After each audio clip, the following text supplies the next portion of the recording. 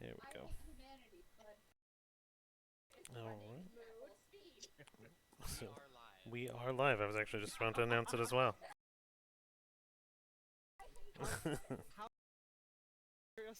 41 seconds.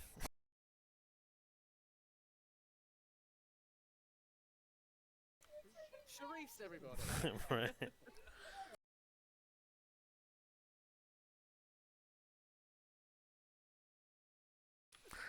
No, I used to work an odd job for mobile advertising, and so we used to run campaigns that ran until like 2 in the morning. That started as early as 6 in the morning. So there were times that like I'd get off at 2, and they'd call me for like a pickup shift at 6. At like that started at like 8 o'clock or whatever, and they'd call me and they'd be like, "Hey, so," and I was like, "Why are you calling?" Like I would just be no filter, and then I'd wake up and I'd see that I had a call, and I'm like, "Did I agree to work a shift?" And they're like, "Yes and no." All right. So, welcome everybody to our D&D night. Um, little bit of flashback because we have a player that we have missed for 3 sessions. I think three, right? Was it three? Who could that be? It's too long. So, a little bit of recap for you, because I know if you're looking at the maps, you're staring at something probably unrecognizable. The party made it through a sand wall into another Fey Queen tower. At the top of the tower, after solving the second Rickroll puzzle that I put into the game for them, I'm still mad. there may be more. You never know. Um, they ran into a the White Queen. She is the keeper or watcher of time. And so all around her is basically walls and sky that is a constant weaving of like a loom of time that's supposed to happen or that is happening. Um, and she basically is the Fey Queen of Time, the White Queen. And everybody got another glimpse sort of into their future or possible future. Uh, Kiddis was aged up by about 20 some odd years. She's now 76 and kind of like an early teens, or well, I guess a late, early adult elf versus the childlike one that you're used to. Um, and so everyone got a chance to see, I know, right? A small glimpse of their fates, and they were also. This is your chance to kind of story wise answer any questions that you might have. So we will back in time. You are standing right um, My goodness. as Gale in front of the White Queen, and she. Did you have any questions?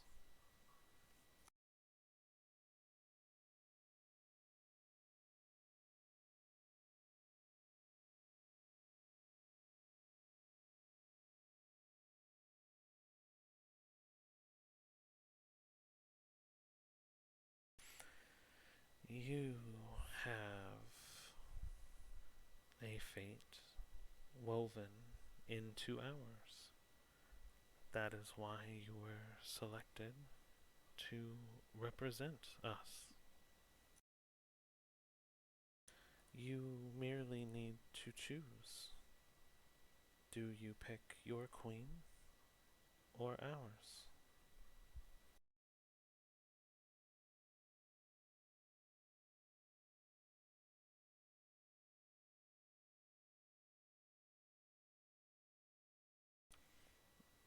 In so many words, yes. You can go down the path of feathered wings or ferried. You will be the deciding factor in a battle after a journey up a mountain. I merely only want you to continue down the path that you see fit for yourself.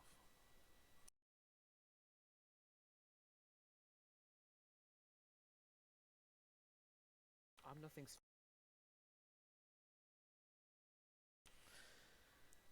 You understand that I can see all time, yes? Yes. So, you were chosen based off of where your fate will take you. You are special.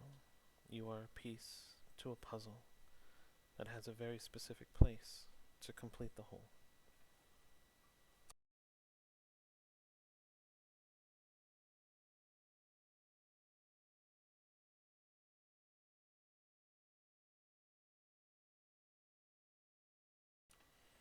Your Shanti is fighting desperately to keep you from us.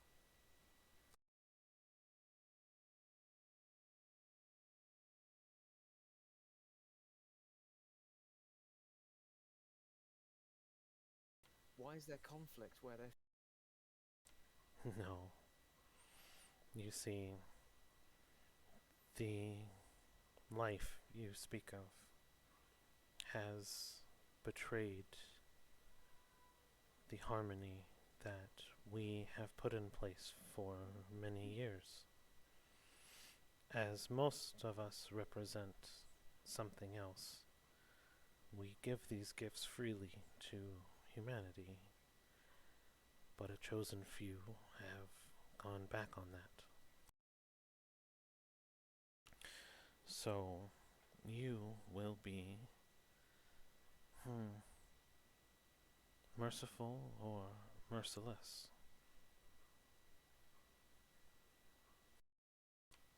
There is a killer in you, as there is a savior. We are not at peace. We are at war. Shanti, in her place in heaven, is eternally at peace.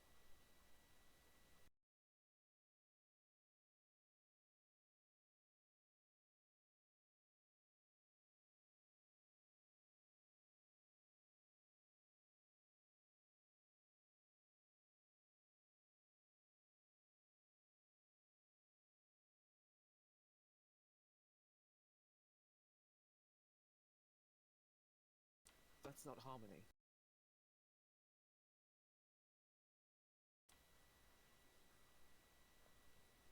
You, as humans, created fire, yes?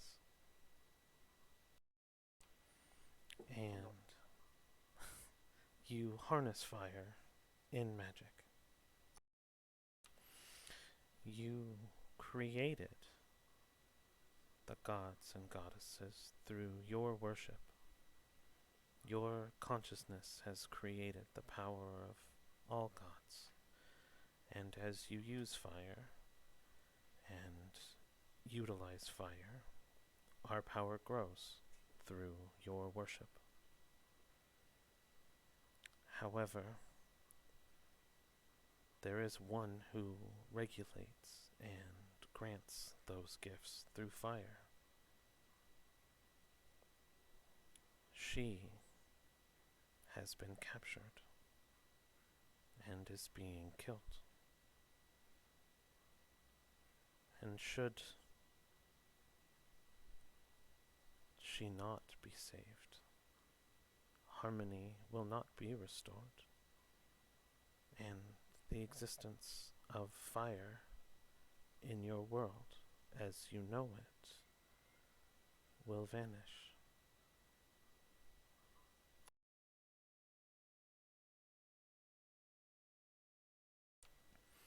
You are familiar with the charges. They are what breaks the harmony. Not even I, through the infinite paths, see how they are stealing pieces of her. So yes, that is your task. And you were selected because your footprints will be left behind on that path and that trail.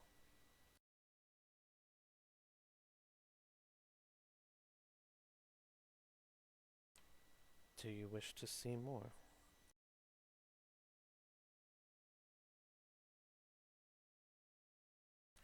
And as you say that, she waves her hand, and dozens of glowing white balls begin to circle you and pull a scroll essentially from the ground at your feet. And you notice that it also is the woven threads of time as they come together, and your eyes go white as you begin to see yourself climbing up the side of a mountain in a snowstorm, uncovering a temple, you stepping into the foot of that temple, and a rolling ball chases you down a hallway, kind of like the Indiana Jones scene, and it cuts to you being somewhere else, enduring a cold and a heat, and then it cuts again to you facing off on a bridge over a fire pit with an ethereal being, until finally you end up at the top of a mountain and you're staring at the soul of a dead warrior, and he bears the Shanti sigil all over his person. And you recognize him as the first worshipper of Shanti, the very idea or creation of her was by the idea of this one person. And it's you sitting in a room with this soul, drinking tea, as two great armies on either side of the mountain begin to clash, and fight and die at the foot of the mountain. And then you kind of flash back out.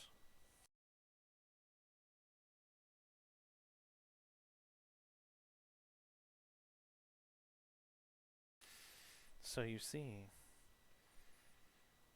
you being there at that time is what you were chosen for.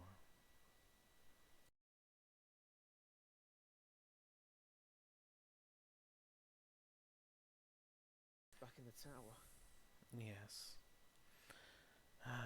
See, Black She controls space and items and the physicality, so she could show you the makeup of what was. I see time as white, so I merely show you the movement of those pieces.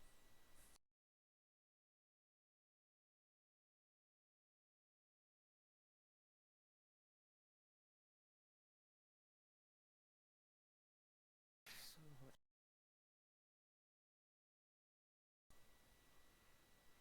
And you may choose to stop it and be rewarded, or you may choose to let it happen and be rewarded.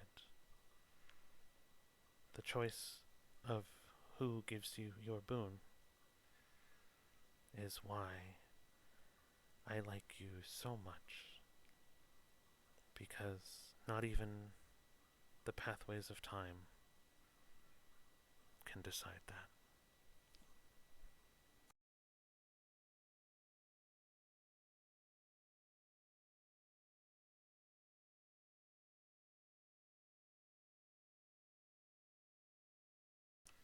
Do the others know what?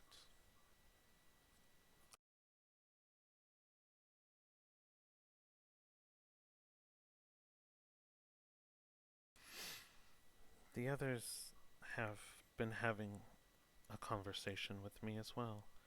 And you kind of look around, and as you kind of peer around, there's actually a different white queen standing in front of each of your friends, almost out of sync in time, but almost also exactly in sync with their movements. So they're having 5 different conversations in 5 different timelines.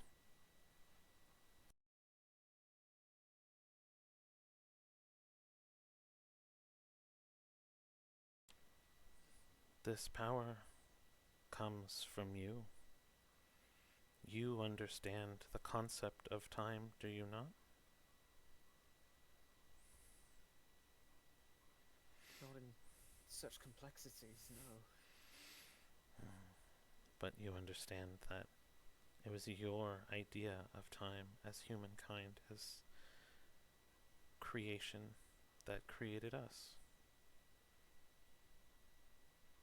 So you are to thank for me, which is why you will save my sisters. You specifically have been tasked by Blue, one of the captured.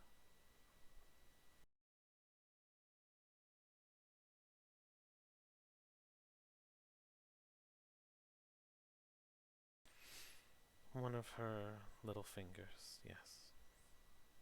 As we have many.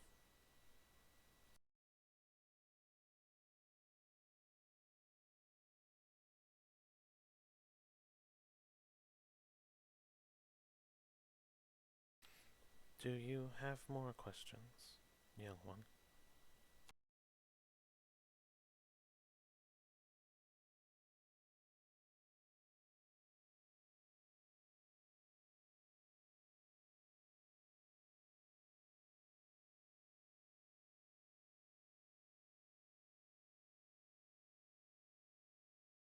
Are we to be spared that fate?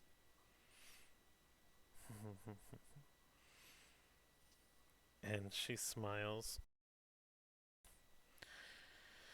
And you see the walls in the room now begin to change and all focus on you.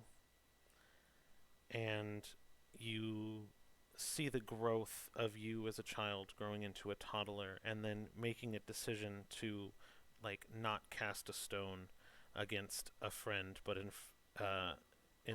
Sorry.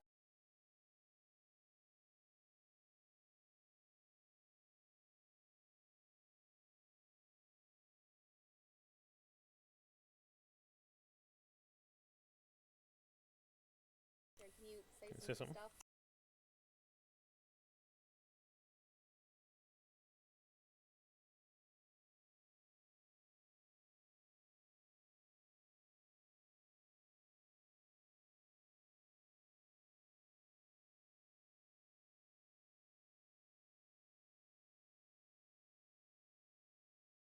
Good No, time. no, it's give me Yeah. a sec. I'm still trying to get the hang of it myself. No, my Discord audio entirely seems to not want to show up properly.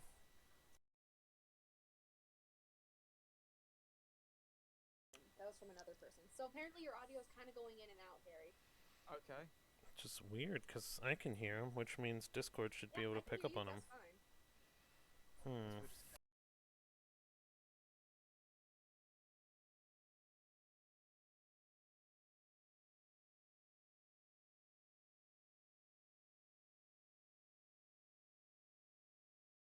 And then Cedar, can you say something?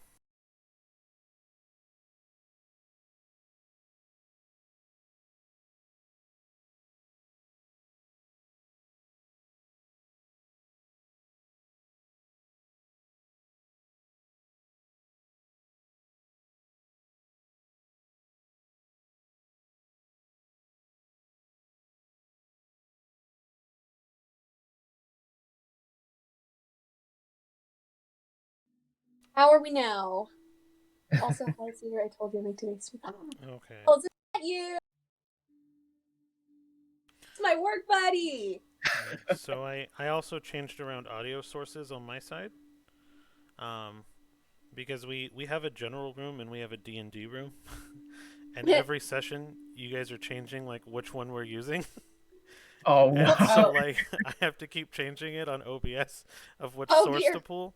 And I think I had the audio through my music line and now I have my audio through my main line. because I have a virtual audio cable, so hopefully this should work. So, if everyone can take a second, let's just do. I'm going to turn my audio up here, and you guys just go ahead and take turns talking for me, and I'll see if I can hear it.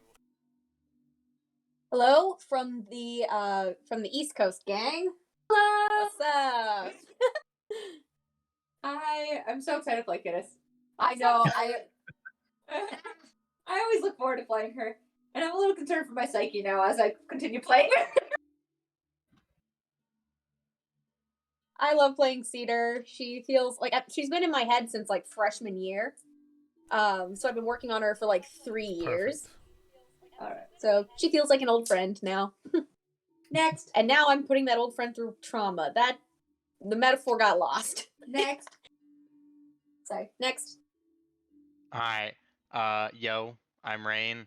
Fuck what Sophie said earlier. No water, only soda and coffee.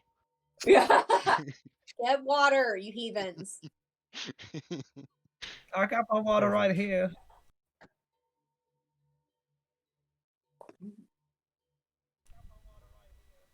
Okay. Yep, I got all of you guys then. Okay, you guys are all coming through.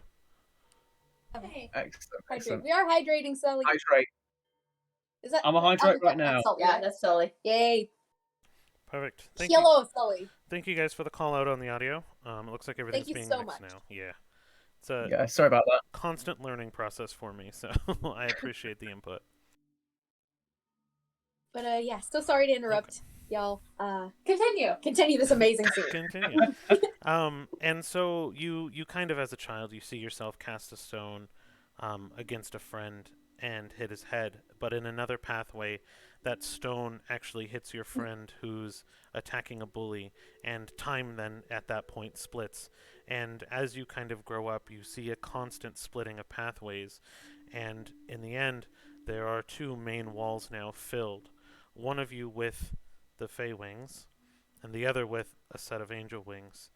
And both of you in these fates have different paths and things like that that you're following. You see kind of the same concurrent story, the rescuing of certain people, an imprisonment, and a bunch of different things happen. But in the end, you begin to float up into each of them. And the fingertips of your hand, as you reach up, touch a cloud made of pure Feywild, as you, in both the left wall and the right wall, Fey wings or angel wings, touch the cloud and become a god yourself. Why are you showing me this? What is this? You asked if you would be spared, and in all fates, you become the same thing.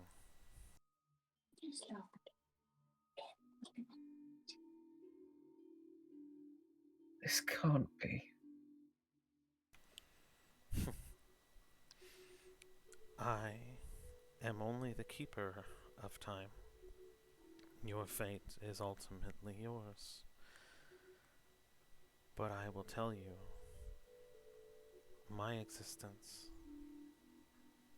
your existence, it all can be and will be, in one way or another.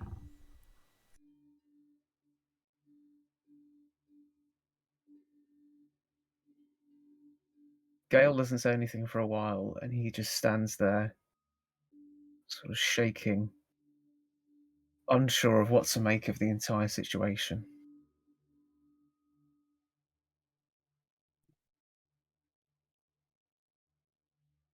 To save time, so to speak, do you know who you choose? Do you choose your Queen Blue or your Queen Shanti?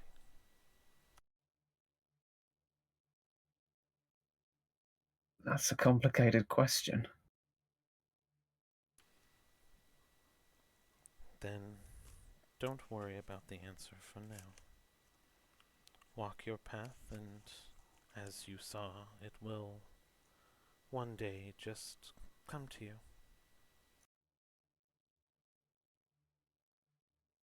I see. Very well. I'll continue this path and I will choose my own fate. But I will act in the interest of my friends just as much as any Fey Queen or any god. And I would expect only that from you, my little Demi.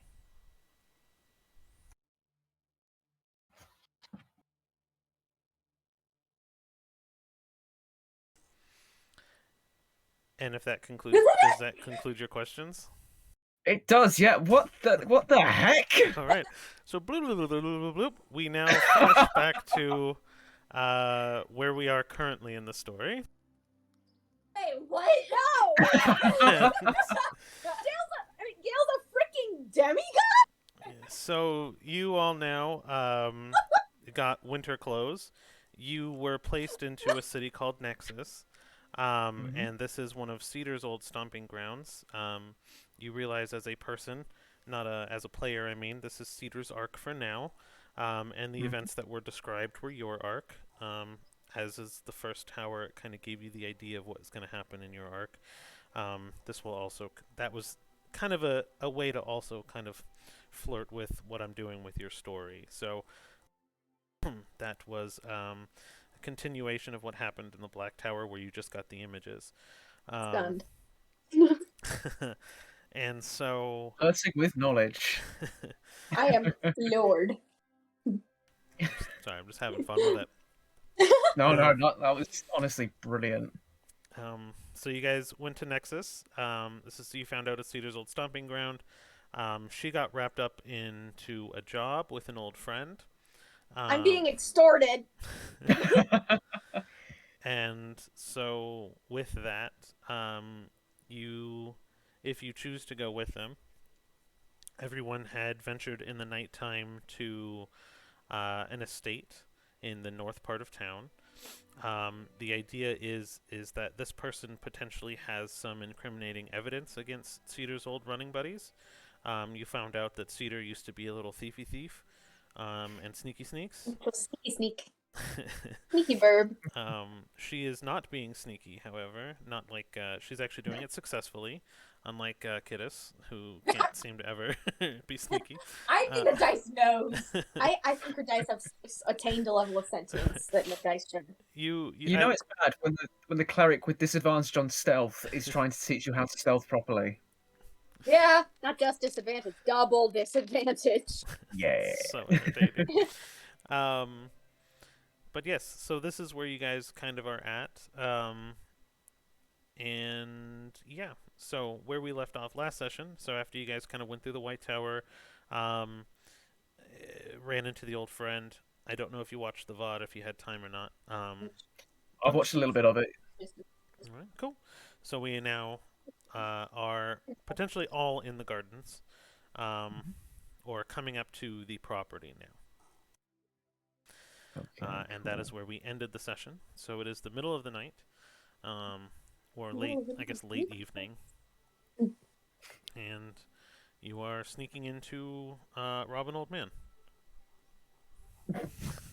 Thanks for that. Thanks for the phrasing. Just no context, dropping that in there. Thank you so very much. It's all good. You're welcome. Lawful good character comes in. But I do have a question. Has Will been here the entire time? I will say that Gail just was with the party for the events, and at the very least came with you and escorted you to the gardens. Okay. Yeah. Yeah, because I like the way I was imagining it, like he wasn't there for the first shaliest bit. Yeah, I'll say he. Get to meet the sneaky was. tiefling. Yeah. I'll react accordingly. Look, Not the toast, kiddies! This is zero context. Wake up, we're going to rob. Get in, loser, we're going Robin. We're going on a field trip. Do you want to take him? if we're taking you, we're taking him. Yeah, but he's worse than me. Is he? Shut up! No. Hang on. I may shed glitter when I sneak around, but at least I'm not going and being sneaky every time I make a move, okay? Not every time I make a move, just Well- when I'm purposely being sneaky. Which defeats the entire purpose. He has giant armor that makes noise and glitter. Well, at least the armor's doing it involuntarily. Yeah. Shut up! I love that she acknowledged that she's so bad at sneaking that she made someone else do it. She was like, "Here, take this dreamstone and place it upon thine head for me." Take this rock. Yeah, Put it but on by the their way, head. kids, No I contact. still get night terrors from that. How dare you? How dare. He gets night terrors from me trying to put the rock on his head. The rock. You used the dream stone? No, she tried to use a dream I stone. tried to use it. It didn't work. I, however, was not easily convinced. Kiddos, after this, you want to go play ball? Yay! Wait, is this something Gale actually says? Oh yeah, big time. Okay. So hearing this, Dana's just gonna look at Kiddis and wink. Aww. And Candace giggles. She's like, "Get out right now. We have work to do." I hate this every inch of my being. Let's go. Wait, why are you hating this? Okay, wait. What? No, Should- not this. This points towards the manor. It's supposed to say No, I'm I getting don't- along. No, this is great. I'm playing. That's not good. Anyway, we Okay, gotta be- question. Should clunky armor and sneaky snake stay outside while we do recon? I would prefer that. Yeah. Unfortunately, I do morally. think that's a better idea. Yeah, you two keep lookout. Let us know if there's anything. I set up a signal, but I have a feeling I'll know that it's you two. I have a feeling I won't need explanation. Okay. I have no context, and I completely agree. I'll explain all this later, Gail. I'm sorry. If you don't want to be wrapped up in all this, it's my personal drama. So these two decided to come along, and I don't think I could have stopped them. I got to see Cedar, it you're being my done. friend. Of course I'm gonna get wrapped up in this. Okay. All right, Dana, let's go. Let's get some papers from this place. I like I the love music. the music. Let's go, Robert. Oh man! Yeah, yeah. We So just dead. start conga lining in. Hey! Da. All right. Yeah, I want to sneak in. Do I kind of know the idea of the layout? Like, would this be a familiar house layout for me? So you wouldn't necessarily know the layout of this house, no.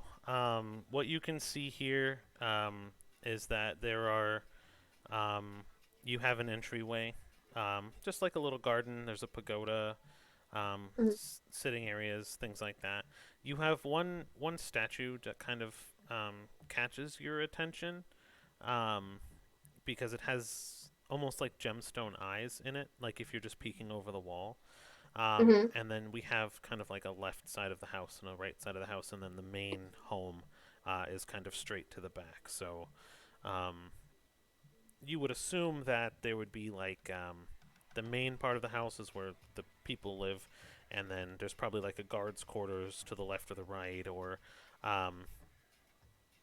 helping hands, hired help will probably have another area that they stay in, or maybe there's like a receiving area because this person is someone of high standing in the city. And then there's kind of like walking paths that go around the entire house that have various hedges and bushes that you can't see from this angle, but that just kind of go off in different directions. Okay. Okay, and so that's what I'm seeing on the map there. I want to keep to the shadows as much as possible. Agreed. All right. And Sorry, I've never done like rogue sneaking in D&D before. This is new for me. I'm gonna have Cork on my left shoulder, and I'm gonna be seeing everything through Cork's eyes, so that I can be using his invisibility sense to check for invisible objects or people. Okay. So, let me see here. Both of you roll just a general stealth check, and then a perception check as well. 19 on stealth, 18 on stealth. 16 on performance. I mean, not performance, perception. It's like you just stealthily dance through the courtyard. I don't suppose I get advantage on perception because of my whole cork thing I have going on. Not offhand, no. Okay. Then 9. Okay. Nine. So 9. You're very focused on stealthing, and you do it successfully. I'm assuming you guys are kind of keeping to the shadows on the walls. There are some torches that are kind of on the buildings themselves, but nothing really in the courtyard. So it's mostly dark, and you can kind of dart around. You do notice, though, that there seems to be something scattered on the ground. As you're kind of looking around with Cork, but you can't really tell what it is. But you can tell that it's not something that you can visibly see with your eyes. It was something that you were seeing just with Cork. Okay. I'm gonna can I check and find like a trail of where this is coming from or leading to? There seems to be hundreds of them, and they're scattered haphazardly. Okay. But so they have no visible point of origin, or No, they're just everywhere. okay. When I reach for it, do I make contact with anything? You're attempting to touch one? Yes.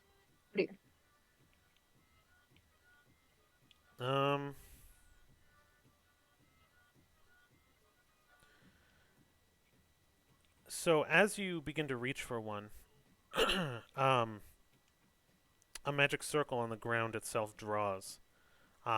It starts as nothing and actually draws itself into the ground, and a blue light then begins emanating from the very spot that you attempted to touch the ground. And you are not invisible anymore. This is basically it was a magic circle that cast light in your area, and when it was tripped, you were sitting there, standing next to it, completely visible. Okay.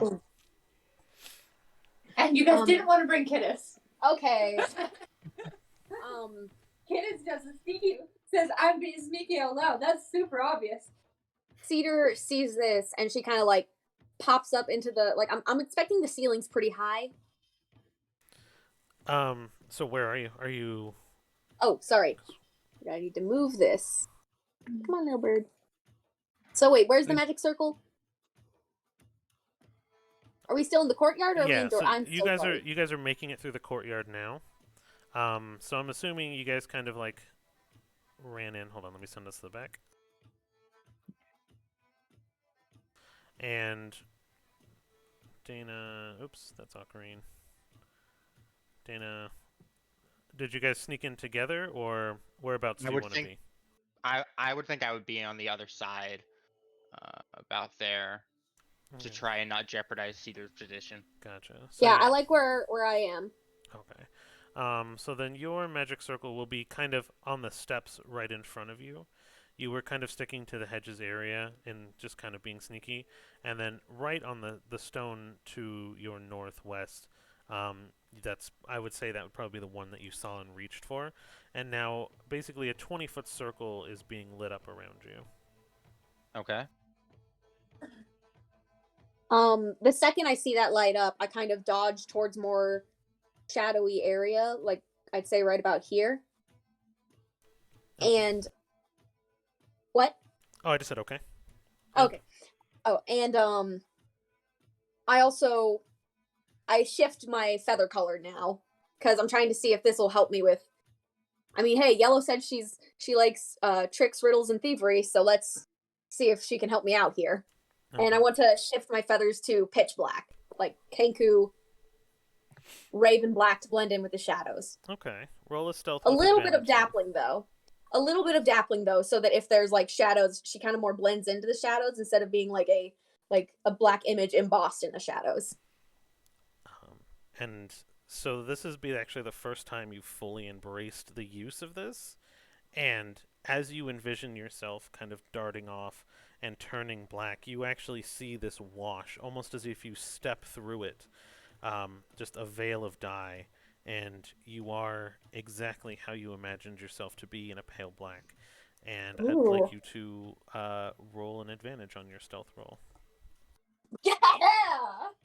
Like right What's that now? like? Like right now? Yeah, right now. Cool. So you were kind of darting away. Okay, that one did just make a 4, so that was my 7.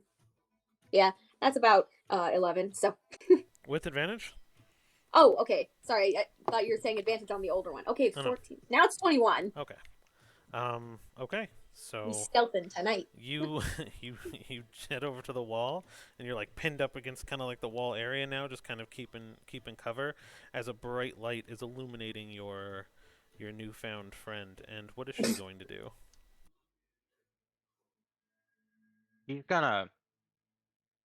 She's gonna immediately start looking around and just like not like darting her head around, but just like kind of like slowly scanning the area, see if anyone takes notice, if anyone starts to approach.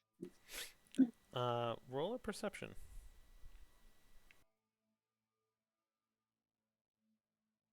19.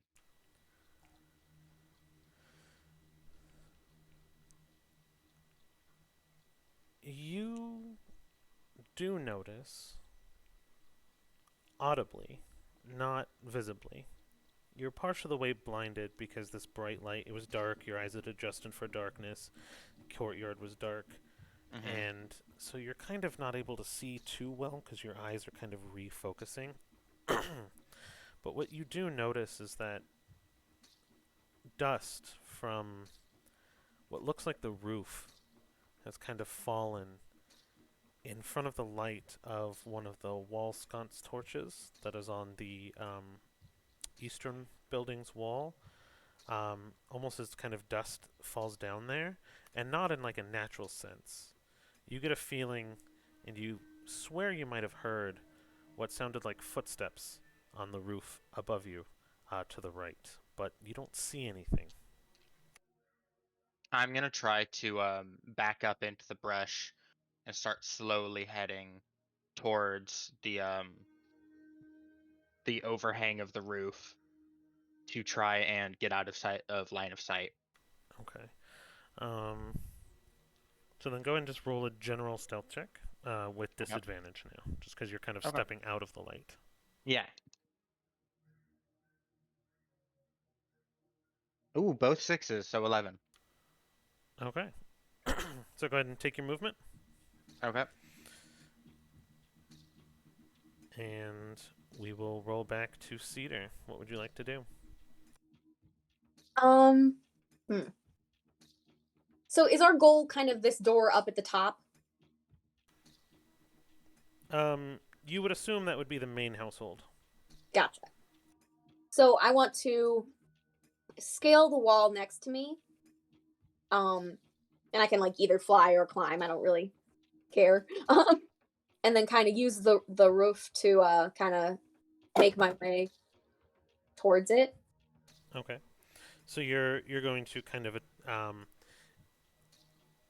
are you flying kind of under the overhang? Or are you flying kind of up to the roof? Okay. Yeah, so if you wanted to climb, that would require a check. If you're flying, the only thing you'll be doing is just another stealth. Just flying. Okay. So yeah, just go ahead and roll just your stealth check. And you can have advantage again because you're still kind of jet black and you're definitely That was a nat 20. Okay. You are Nice. invisible. I am the stealth. One thing you do notice though on a good roll like that is that you're kind of flying by and you're kind of like maybe placing your hand on the wall as it goes by, and as you're kind of flying, you notice just with like the dust from like the what your wings are pushing off from flight, that there seems to be a very pale, almost written in charcoal magic circle on the walls that you kind of almost place your hand near, and then you kind of you're like, no, I don't want to touch that, and move around it. Nope. And so you notice that there are semi-transparent things. Um, and then Dana, go ahead and roll me a perception check from your area. Okay. Because you'll be able to see it where she won't. 13. You have dark vision, right? Yes, I do. Yes, you do. Of course, you all do, except for. Except Gale. Sorry, Except for Gail. Gale. I'm just gonna. I can't see anything in the dark. I'm gonna make him night vision What's goggles the just to keep carrot? up with the rest of you. I Well, tried to get him night there vision actually goggles. are the goggles of night. Yeah, I tried. I know. It's funny actually. They tried to actually get you something to see in the dark, and Kind of did. the guy brought you a wand of light. Oh, see, I kind of like that. I'd love to have a little magic wand there for Gale. Yeah. So it's Little flashlight. it's a wand that Lumos actually. Maxima. Exactly. That was the idea. So you technically, as long as you guys gave it to him, he has in We his did. position Yeah. a wand with 10 charges of light.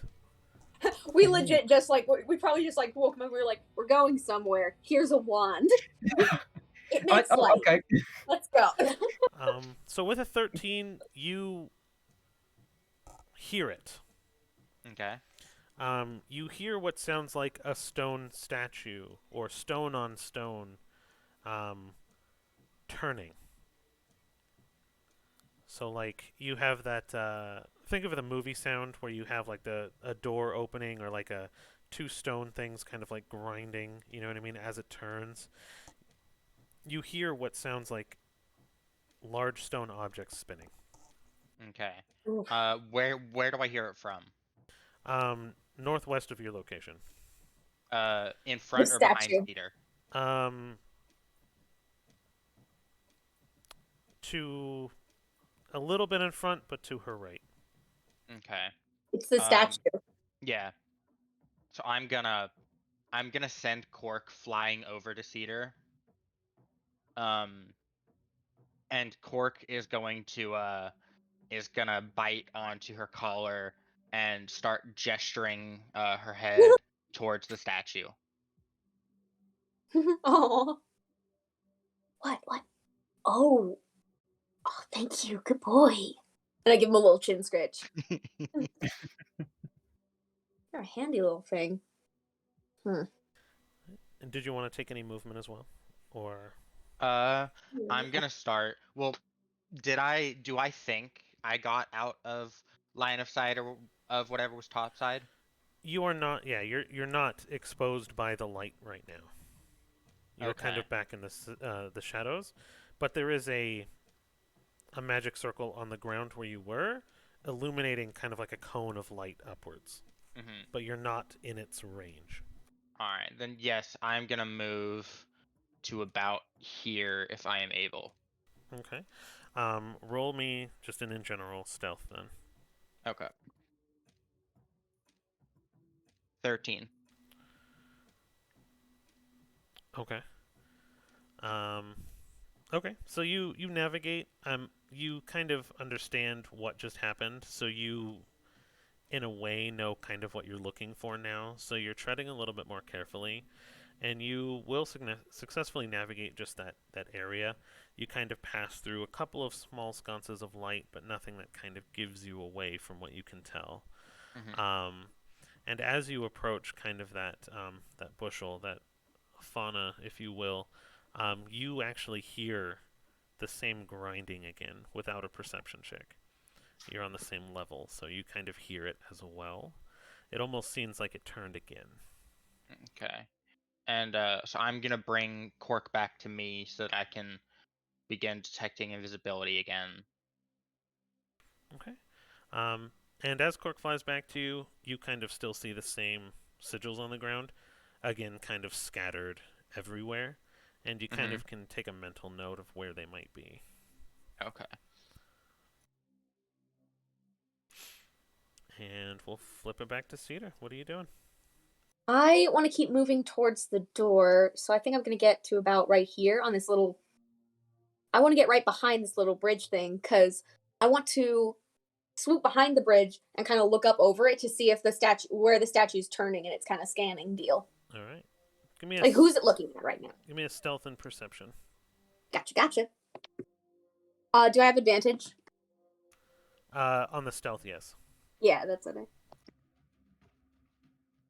15 on the stealth, and you said perception? Yep.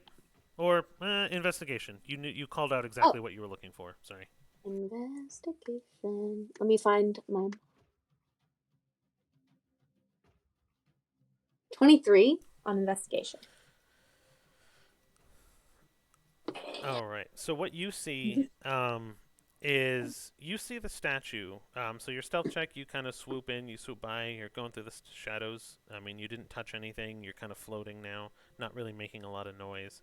And you kind of go to the little overhang bridge and you peer over.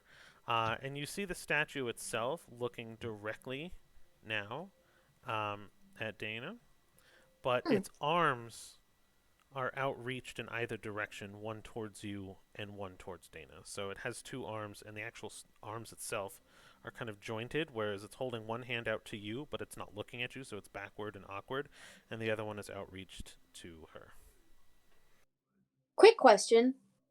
What exactly is the range of that first geomancy spell you gave us?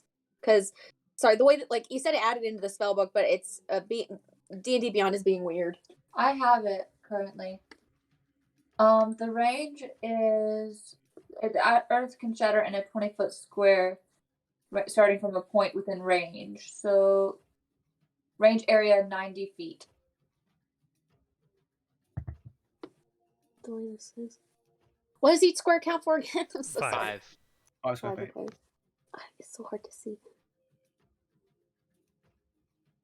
But it You're can about take 10 50 minutes. feet away. Okay. But it can take 10 minutes for it to work. Okay.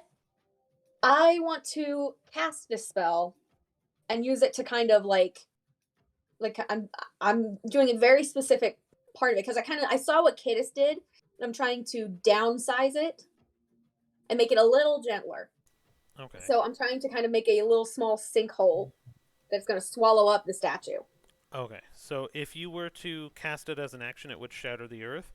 If you want to do like a ritual almost to actually have a desired effect, that would be a couple of minutes worth of time, and that's okay? Yes, that is okay with me. Okay. So give me one thing then, Dana. Can you roll a perception? Absolutely. I want to see if you see what she's doing. Another 13. Jesus. You saw that she flew to the general area and then stopped. Okay. You can't necessarily tell what she's doing, but she completely just froze. Which at this point you guys were kind of moving together, you know what I mean, in a couple of seconds. I mean, the whole sequence has been about 20 seconds, you know what I mean? So you think it's odd that she actually paused for more than a couple of seconds. And Cedar, you will continue to cast, and you're attempting to make a sinkhole on the statue. So we'll go ahead and pause you for just a moment. And Dana, go ahead and take, we'll say a couple more actions. What would you like to do? Alright. Well, so is this building here the one that is in between me and the statue? Is that like a proper like little tower, or is that more like a gazebo It's type a deal? gazebo, yeah. Okay, so it can see me straight through it. Yes. Okay. Then, mm-hmm. Oh, right, because you hadn't seen it, but yeah, go ahead. So then, can I see the statue looking at me through the gazebo? Go ahead and roll an investigation, because you're Okay. calling out the direct. You just want to see. 22. Yeah, it's facing directly at you.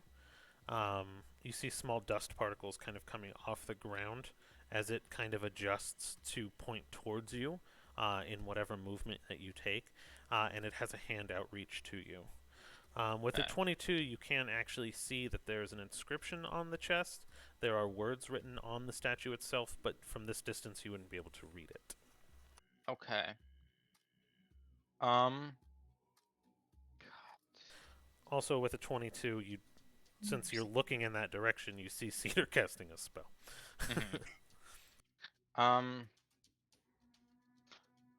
Would I be able to get the general nature of what she's trying to do, or do I just think she's casting a spell and that's that? Yeah, partial cover, really far to, yeah, you see a spell.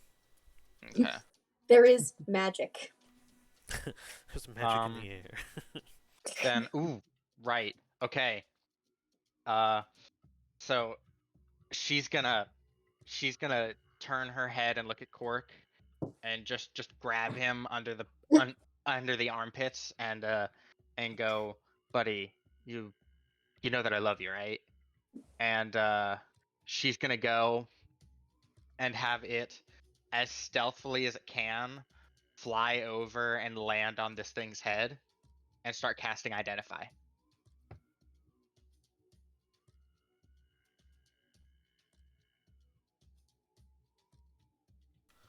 I like it.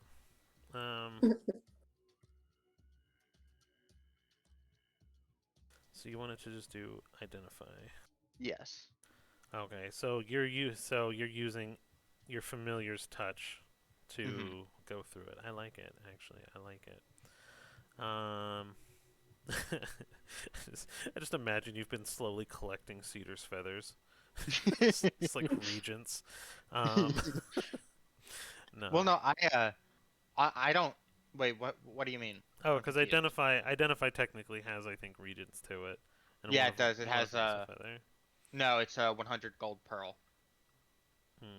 Okay.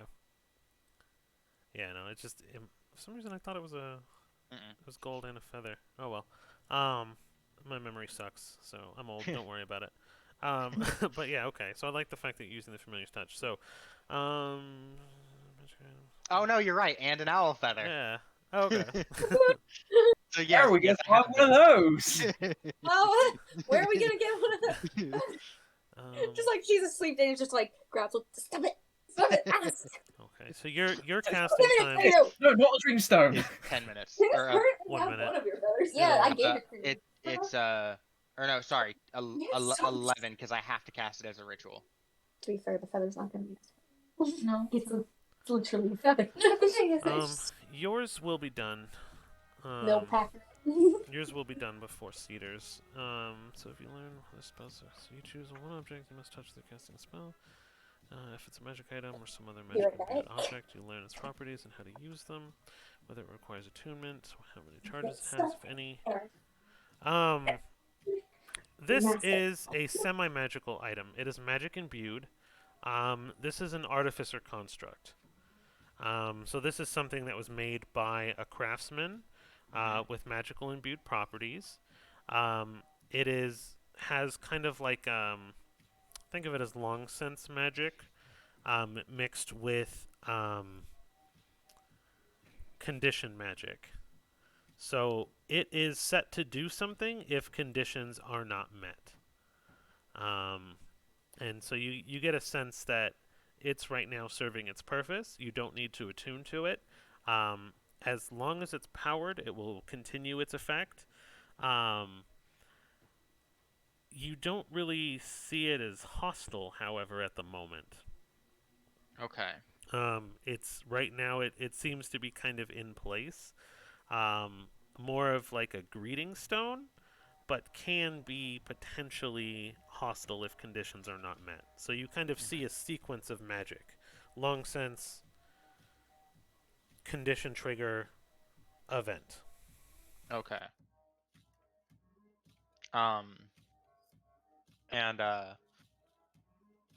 right. So then with that, how many more actions do I get until Cedars is done? Since that kind of took a little while to cast, I'll give you another turn. Okay. I'm gonna start. I'm gonna kind of follow in Cedar's footsteps, and I'm gonna back up to this wall.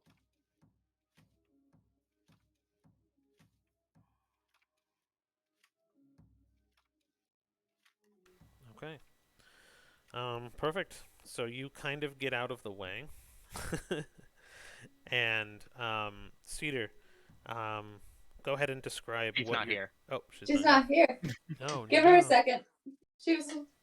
She casted invisibility, I remember? didn't- yeah, I didn't catch that. I thought she was ritually casting a In the geomancy meantime- spell. Hey Harry, what do you think I should ask my spirit mirror next? Oh, Which flavor of cupcake is best?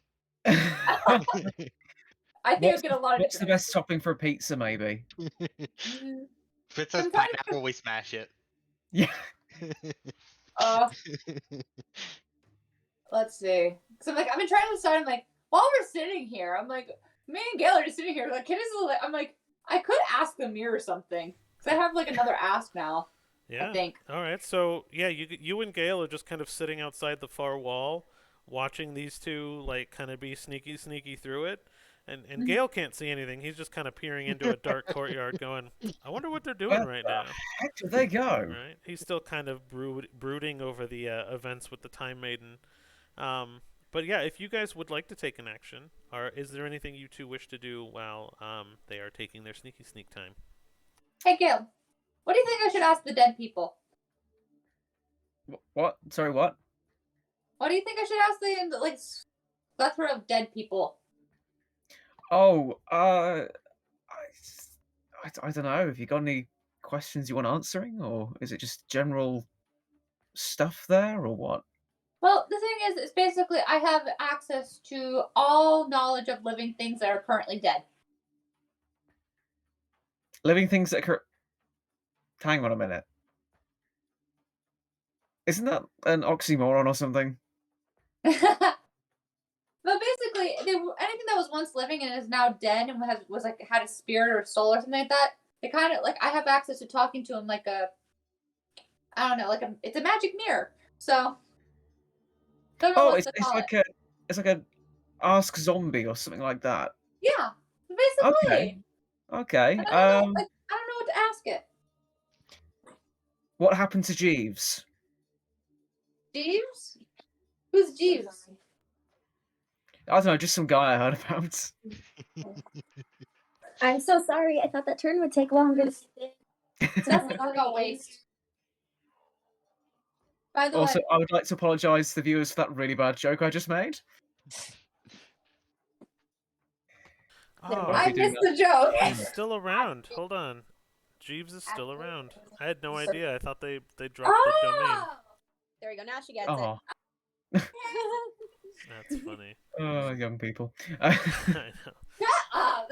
There were things before Google. You're You like 2 wouldn't years know older that than though. kids. 3 Hey, I years grew up with old. cassettes and Not even that. videotapes. Oh my god, founded 1996. Y'all weren't even alive back then. No, I wasn't. 2000s, baby. Woo! God. Okay, I'm feeling really old. Let's move on. Yeah, what yeah, would let's you- what would you like to ask the mirror? I don't know. That's the thing. I don't know What to is ask. an LP?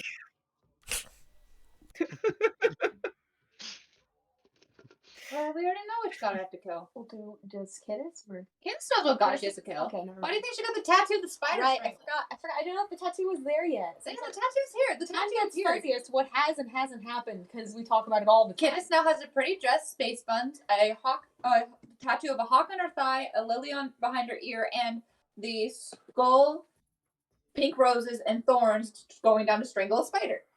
Dang, kid got tatted up. Yes, she did. She, Wait, you got more tattoos yes. without our permission? She's an almost adult now. Sweet lady gave them to me. I'll be telling your owling mother right now.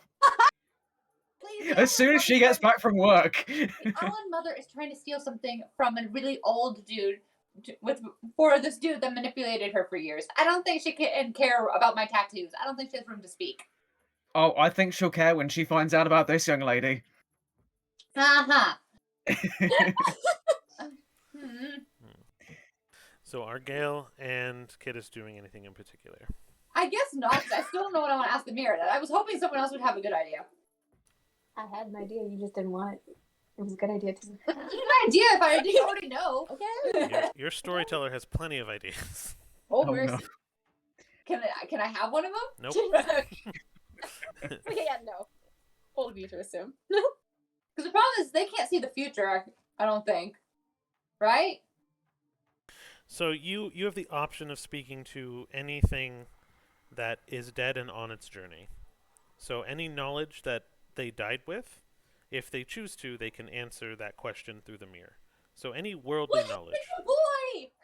Oh, the sailor no. dude. Oh, okay. Oh no. So what It happened? hurt. What happened to boy? What happened to boy?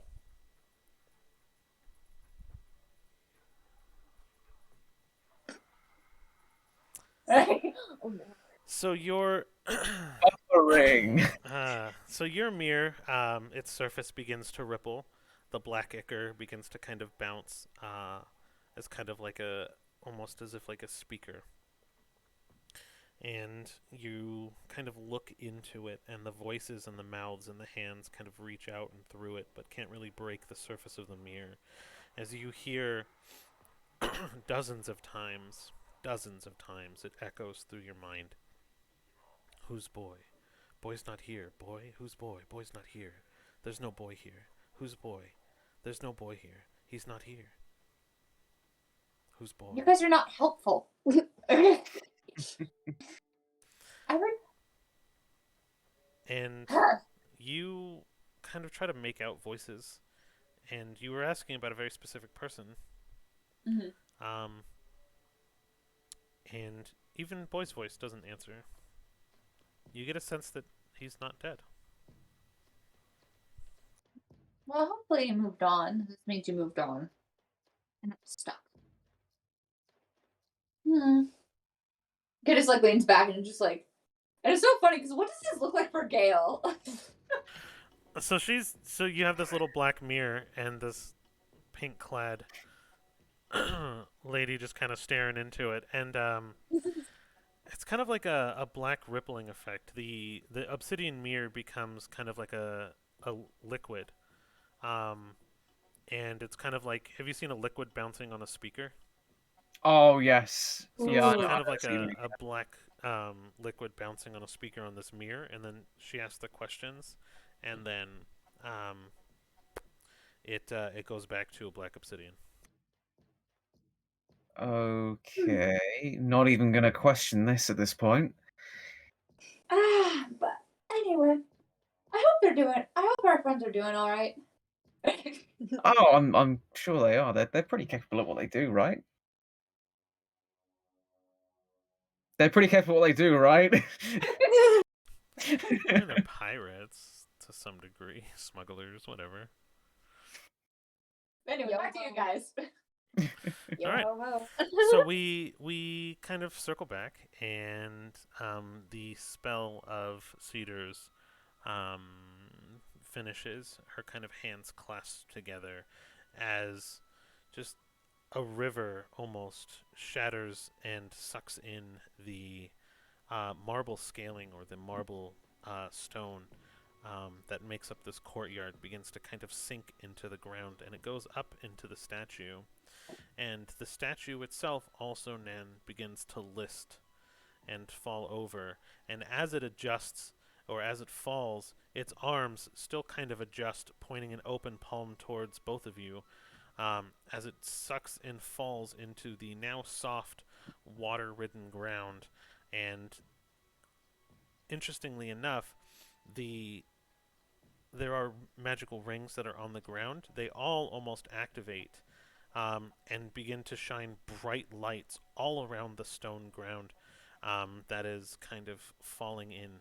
And the statue itself cracks all over as it almost recognizes that it's under attack.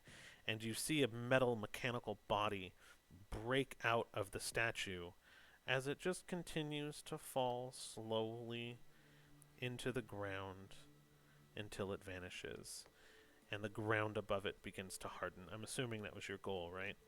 Yeah, kind of a sinkhole trap, kind of. And Wrap it up in rock.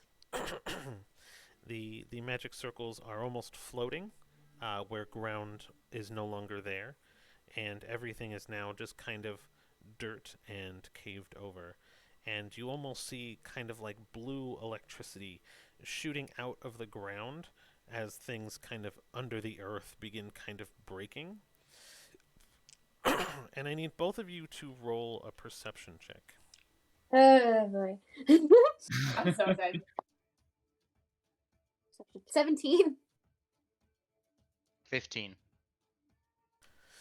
Cedar sees something in the distance that looks almost like a flare Uh-oh. go off. Not anywhere near. It's kind of like a couple of blocks away, but over the horizon, because you're looking out over the bridge, and in the sky kind of above you in the very far distance over other households, you see kind of like a blue flare go off in the sky and slowly fall to the ground over the course of like 45 seconds. But it's not near you. It's, like I said, it's probably about a mile away. Okay. What does that mean? The moment I see the electricity coming from the ground, like, because that's coming from around where the statue was, right? Yeah. Yeah. The moment I see that, I start heading for the. I'm hugging the wall, but I start moving towards the front door. When I see the flare go off, I would like to cast my my homebrew cantrip, Showman Sparks. And I think I have the range as unlimited in there because it's literally purely for decoration, unless I use it strategically. So I decide to make say 3 different little fireworks of varying colors. Pop it like random places in the city that I can kind of like see from the roof. Probably not as far as the flare that I did see, but like varying distances to kind of like make a smoke screen almost for us. Like Okay. figurative, not literal smoke screen. So you're going to take a second to kind of cast and then make it look like there might be other flares kind of floating through? Yep. Interesting. Hold on. Okay. That is exactly what happens. And if Dana is listening, she hears just a tiny little just a little laugh. Anyway. Perfect. So the other flares go off. And from Dana's perspective, you can probably actually see one of them as well. And you can kind of put 2 and 2 together that she had cast these flares for some reason. You don't know the why. But yes, you begin hugging the wall. I'm assuming you're making your way to the front door? Yes. Okay. And you two are greeted by kind of silence. The door itself remains ajar. There are kind of some open windows where you would assume someone would usually be stationed, but there was no one really stationed, and the front door is, again, left ajar. I'm gonna. Mhm. Sorry, go ahead. No, that was it. Okay, I don't trust this as a player or a character. Mm-mm. Having the door just open. So I'm gonna send. You said one of the windows is open? Yeah, so there's be kind of like a guard station where there's windows that'll kind of open and close to receive paper and documents and all sorts of stuff. Whereas normally someone would be like receiving people. So is it big enough to fit Cork? Yeah. Oh yeah. It's probably Okay. 2 by 2. Maybe a little bit of trouble with a person, but a cat would fit through no problem. All right, then I'm gonna send Cork through to go do some. I'm gonna sit down, hunkered in the corner, so I have the most protection possible. I overtake Cork's senses, and I'm gonna start scanning the immediate room after the door, see if there's anyone waiting for us, if we've been compromised, if there's any invisible traps, anything of the sort that could just totally mess up our plans. Okay. Roll an in general perception then. Let's see. Or, well, I guess investigation, right? Because you're actually looking around the room. So go ahead and just roll a hardcore investigation. 26. Okay. So you can see the room pretty clearly, and I'll try to generate the image here for us. Ignore the side walls and everything, because there's kind of a lot of rooms in this place. Ooh. Pretty. So you kind of look in the immediate kind of courtyard area.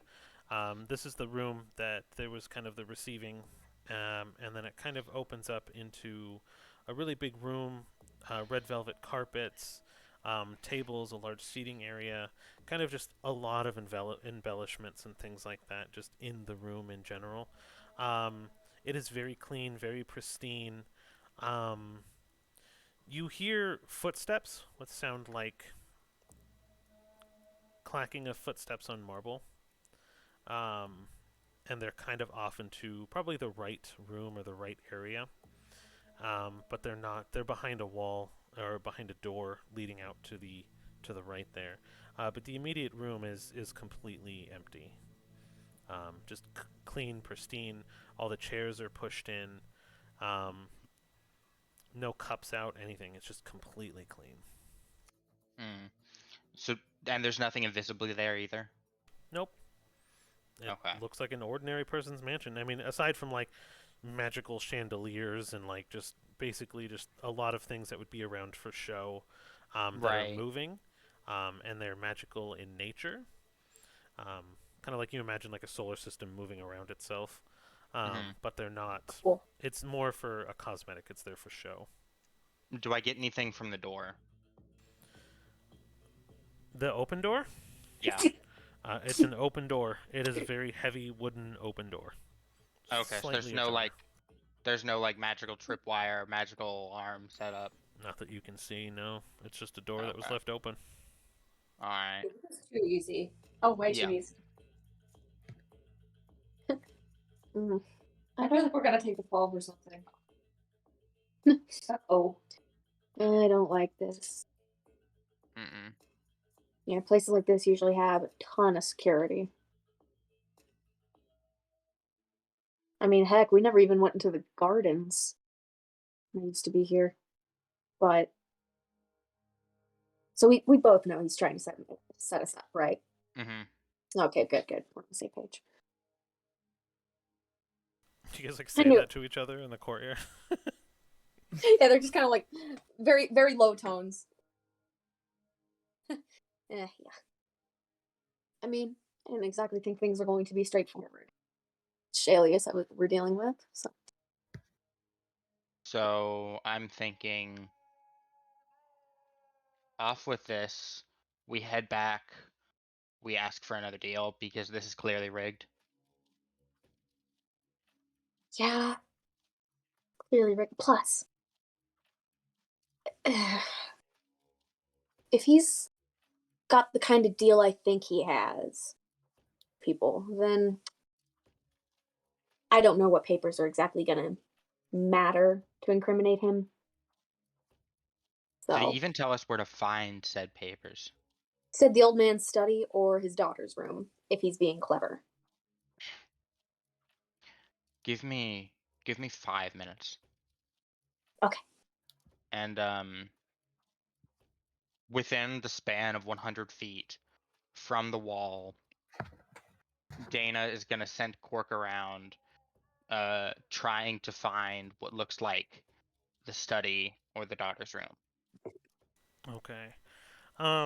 So I will say that Cork, we need a token for Cork, honestly. We do. You wanna find a token? Absolutely, I do. Perfect. I was like, I have animal tokens, but I'm like, I'll let you do it. It's your familiars. Okay, I just found the cutest fucking token, and I am 1000% using this. Okay. I want to see Oh, it. never We wanna mind. see- It costs money. No. Oh. Never mind. Right. That's the drawback. We're not making money, so Yeah. We do not have a budget. Mm-mm. Because there What is is no money. that? What is If that we we're money, we being? have no money. Sorry. Keep going. I'll find one at some point. okay. So we'll say just here, we can use Philo as a placeholder. Or Okay. wait, hold on. Oh, Philo. Wait, He's where is back. he anyway? Where actually Is he in the bag again? I don't know if he like crawled in there or something. Because last time we saw him, it was He just showed up in the middle of the conversation. doing that with For what Shalius. reason? No idea. He's around. He just thought he'd say hello. Who needs context when you have Philo? Mm-hmm. Right. Valid. So your familiar will be able to kind of make it into the adjoining rooms and hallways, right? So Mm-hmm. you kind of can slip in and out. If you go to the room on the right, you'll actually see some of looks like two staff maids or women of service, and they're kind of sweeping and cleaning off tables. It looks like there was kind of a small banquet that they're still kind of cleaning up the remnants of.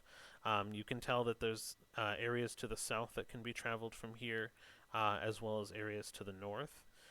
If you were to kind of peek out the window here, you can actually see a garden with a well that is magically replenishing itself. You can't necessarily tell how, but magic water creation via charges, you kind of assume that there's just kind of a well and a fountain that keep replenishing itself. Some trees, it's kind of like a garden area, but it's intentionally made. There's skylights above it, so the trees and things can get light. It seems like an area to kind of retire or talk or whatever, like meetings and stuff. And then if you go to the left, you're kind of in hallways. You see open hallways to the top and the bottom, and you see kind of pathways leading around into different various rooms and things like that. You hear different levels of noises, but that, for the most part, is kind of what you can see with your range. Mm-hmm. I'm gonna. Okay, so blind and deaf. Actually, I'm gonna retake my own senses, and I'll say to Cedar, "All right, I couldn't find anything, not within the range that I can overtake Cork. So we have two options here. We either test the validity by actually going inside, or we go back and hope that this was all a setup." Mm.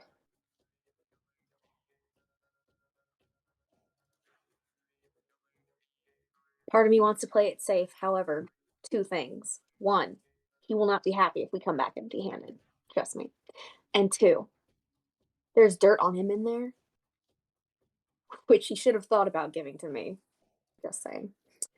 So, Well, but that's not my sure. point. What if? Oh, I What if there's definitely think it's not? a setup at some point. What if there's nothing in there, honey? Yeah. I know. I'm thinking about it. She's just thinking out loud at this point.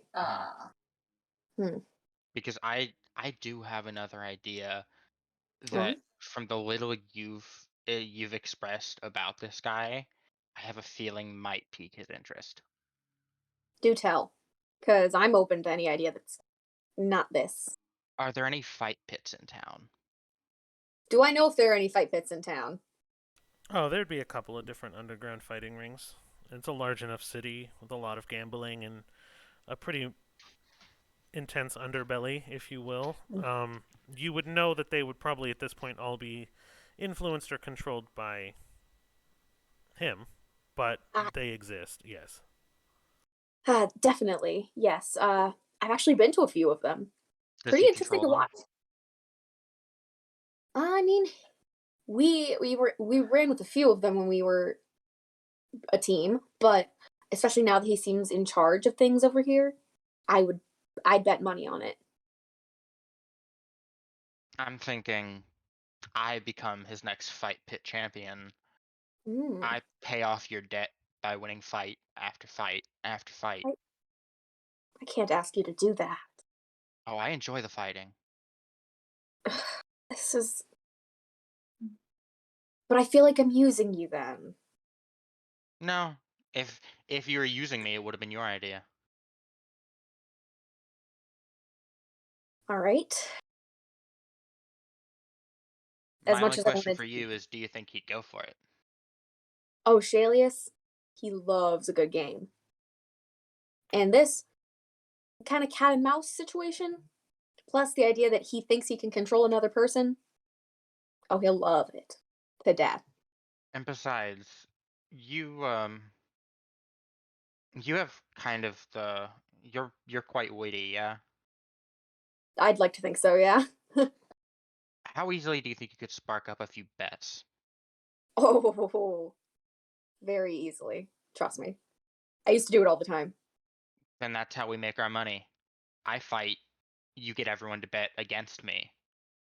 I see where you're going with this. We stack the odds in our favor, and we pay him off in 1 or 2 fights and keep fighting just to make ourselves money. Yes. However, there is a high possibility he will try something to keep us under his thumb, so we just gotta be on the lookout for that. Then I make him my next opponent, whether he likes it or not. Let's go try that out. All right. Let's get the heck out of Dodge. Let's get the other two and go. I mean, I already kind of broke part of their courtyard.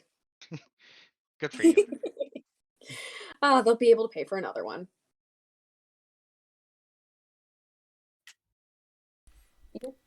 Okay. So, are Gale and Kidda still kind of chilling out front? Yeah. Yeah, I like to think so, yeah. Kid is like trying to be on a good lookout. Aw. She's trying. She's like, Mom gave me a job. Right. So does this normally happen on stakeouts before? I've never done this before in my entire life, and I have no idea what I'm doing here. Damn it, that was not the line I wanted to hear from Gale. Both of you roll perception. Oh boy. Okay. I was dying to hear, if this is a stakeout, where's the steak? Nat 20. Golly! Nat 20 for once. Kid notices stuff. 16. Hey, you both notice things! I notice things, but slower. Alright. A millisecond after. Yeah, so you guys both begin to notice. So you will not be caught by surprise. But as you guys are kind of out front, you notice everything's really quiet.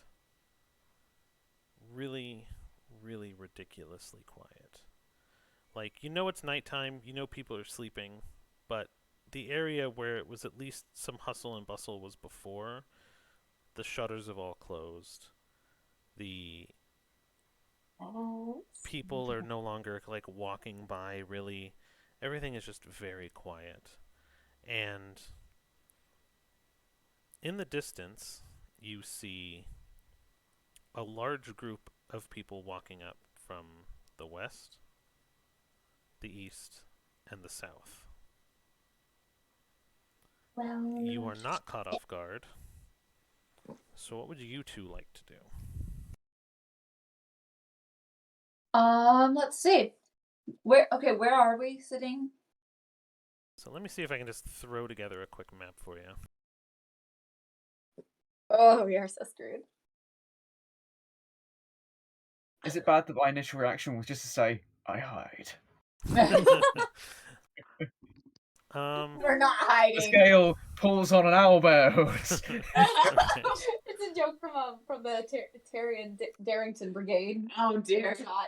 Towson basically plays Batman, but it's owlbear themed. It's as chaotic and hilarious as you can imagine. Oh, dear. I hide. I hide. It's just the fact that the little what was it?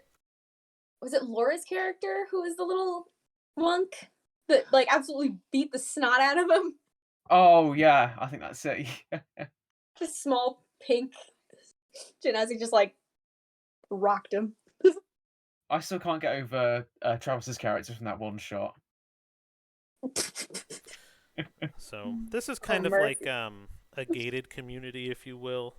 I don't know if you guys have too many of those up in the UK, but basically there's like a bunch of nice houses all kind of put together, and you guys would have been like jumped over a few gates and slipped through some guardhouses to kind of get here. And so there's kind of public seating areas and public areas where things are. So we'll say the path to the north here is kind of where you guys kind of went to enter the courtyard for the larger house up to the north. And you guys were kind of chilling. Let's see here. Oops, hold on. Let me move that back. Bring you... Ah! Where am I? I mean, hey, at least it's not like that time the kid is giant. I know, I stopped messing with it when it stopped doing what I needed it to do, and I was like, we're not ending up with a giant kid again. Oh goodness. Mercy. I'm assuming you guys are kind of like staking out, like trying not to be too suspicious. Like I said, this is kind of a pseudo public area. And that's like I said, you notice kind of large groups coming from kind of all directions of this So public area. Cedar and Dana don't know they're coming. At the moment, no. They're outside the premises of the grounds.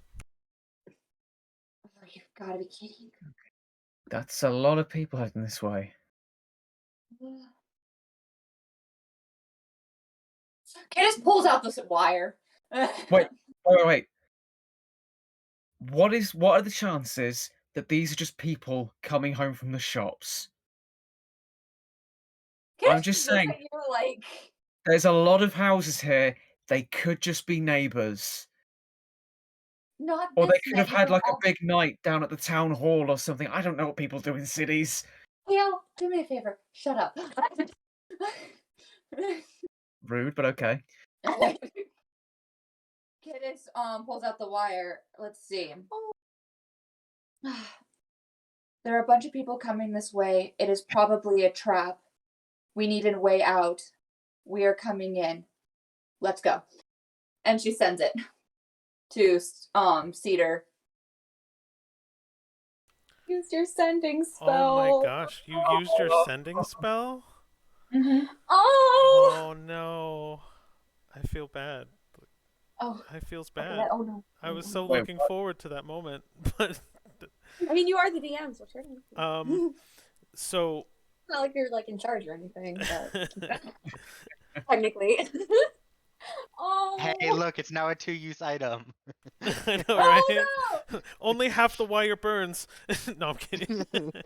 So, yes, she in a frantic moment, she pulls off. You see her lift up this copper gold wire, and the gold layer burns off completely and goes into the ether, and the copper wire then twists out, and Cedar hears a ringing in her mind in Kiddis's frantic voice. What did you say again? There are a bunch of people coming from all directions. We need a way out. Let's go, basically.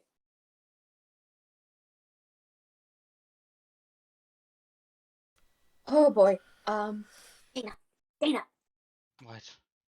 we gotta go. We got company. Not yet, but let's go get the other two. No, I'll go get the other two. You get your ass out of here. What? Nuh-uh. If anyone's able to get out of here in a split second, and then I kind of unfold one of my wings. It's me. Exactly. So- So get out. What? I don't want to run away again. Okay? This is like the one problem I don't want to run away from. Y'all shouldn't take the fall for my issues. Candace at this point is just starting back into the courtyard. I think Gale will sort of hesitantly follow. And I say hesitantly in a very, very broad sense. It's just, okay, all right, we're doing this. Meet me at the inn. Just get them back to the inn. Done. Okay. Like, because we're not all the way in. We're just kind of like trying to get out of the main walkway site. I am going to tie his tail into a Gordian knot when I see him the next time. And then Cedar takes off. Okay. So, which direction you take off in? North. So you fly over the house? Yeah, but like kind of almost skimming the surface so that like my silhouette isn't visible Okay. from like the overall mass of house. So how are we gonna roll this then? Wait, what? What things are happening? Feel here. Sorry, Um, I have a lifetime of being scared of DM saying that. No, it's fine. Lie to me. So go ahead and roll a stealth check, non-advantage. Gotcha. Okay. 15. Okay. It's not a bad roll.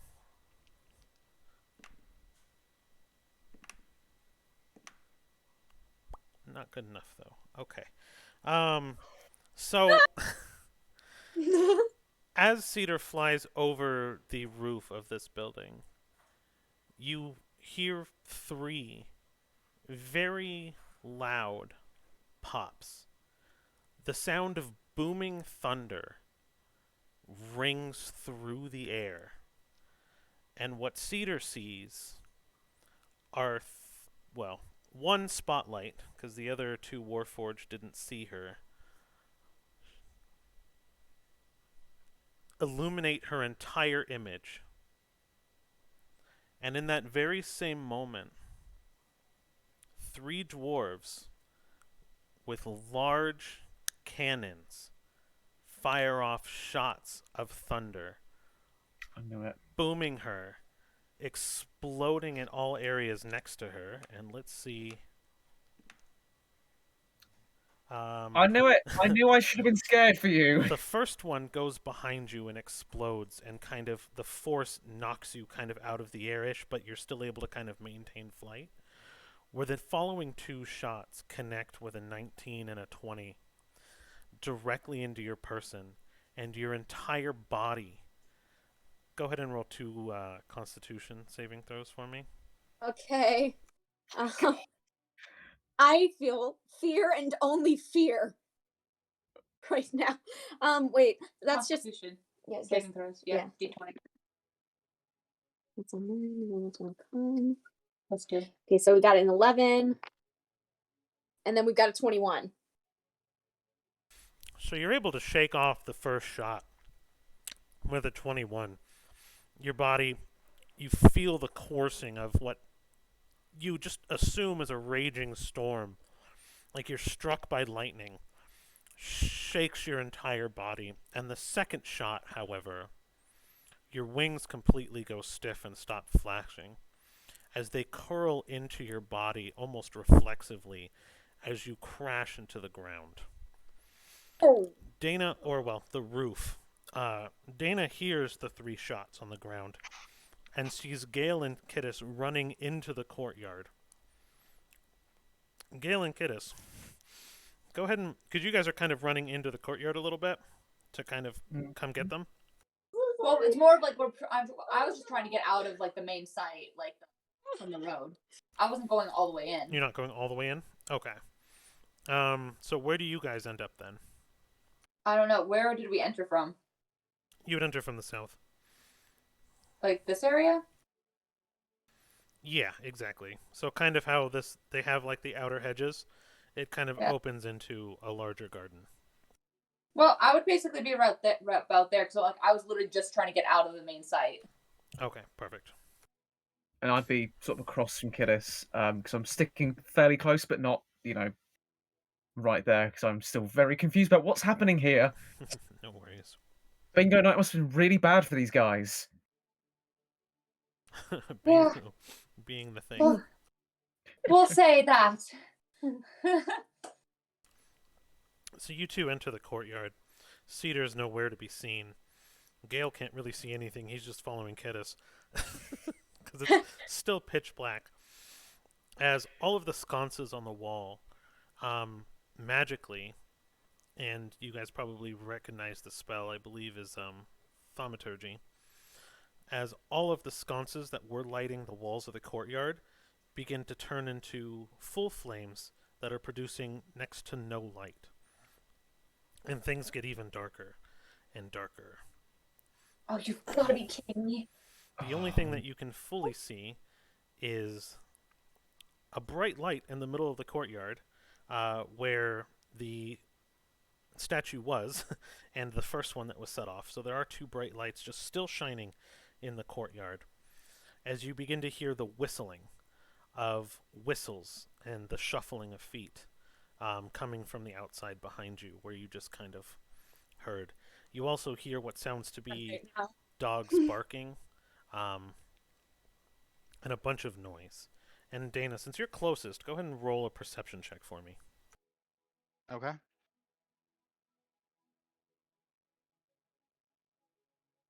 Natural one. Oh no. Dang. Uh, You only really hear the commotion coming from the south. You hear something from inside the house, but you can't really make out what it is. Okay. But you do see them kind of running into the courtyard, and you did hear the sounds of what sounded like 3 small pops on the roof above you. All right. Dana's gonna click her fingers, bamf Cork away, click her fingers again. Cork bamfs onto to Kiddis's shoulder and starts flapping and grabs at Kiddis's collar and starts trying to pull her in the direction of this area here.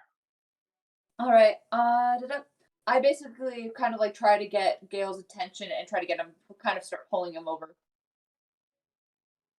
but you're actually grabbing onto Gale and pulling him. Well, Towards basically, you. I'm more of sending one of my animals to kind of push him. One of your several creatures God, what is that? shrieks in the middle of this. And like this basically, story. like you see Atlas just almost kind of like hopping, trying to get you to move this like a certain direction, kind of like going to like shoulder to shoulder, trying to guide you to where it wants you to go. Do I understand what this thing is trying to say to me? Roll an insight, I guess, then. Okay. Come on. Fear. Fear. That's gonna be a 6. Ah! A strange animal is tugging you, and you're very distracted by what's happening Look at how calm and the she is. commotion What are you- outside. What are you? What are you doing? Why are you attacking me? And Gale like kind of whisper or is over like tries to whisper shout. Now get over here. Who are you saying that to? Gale. She literally started with an ink. Oh, why didn't you just say that in the first place? And I will head over to Kiddis. All right, so in general, then, let's make it across the courtyard because you're running towards Dana. I'm assuming, right? Yeah, basically. Yeah. Go ahead and roll in general stealth checks. Just one. Oh boy. You're kind of running through darkness now. No, hey, wait, no. I have Use my dice. disadvantage. Here we go. Use my dice. Please. Oh, okay. Right. 14. Say it. I gave her my dice and it wasn't horrible. It was Say good, it. it was horrible. So I rolled a nat 20 and a 19, which plus 1, which was my stealth, is a dirty 20. Yes. So you, by We pure are luck, semi-competent. are running through and almost being guided by the hand of Shanti herself, missing every single magical sigil that is ingrained into the ground. And you're just like stepping over it, and like right as you're about to step on one, like a gust of wind kind of pushes your wings and like uffs you forward a little bit, and you kind of skip over it, and you just glide through. And Kiddis, I'm assuming, is being guided by Puss in Boots. Yeah. Yeah. Yeah, basically. Antonio Always your Banderas favorite arrives. hero. And your magical kitty, I'm assuming, is kind of, I would assume, would be trying to navigate her through the same thing. Yes. 2 really good rolls, so. Yeah. My magic pad just picks her up. Just And alone. so nothing else is illuminated into the courtyard as both Gale and Kiddis make their way over to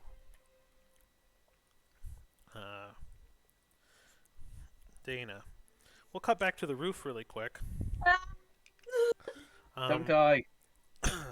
I'll do my best. No, really, I was thinking I would just choose death today. I need you to roll 3 strength checks with disadvantage. Mm. Oh. All I am is a strength check at disadvantage. Okay, so I roll each one twice. Oh, there's a 5. A 6.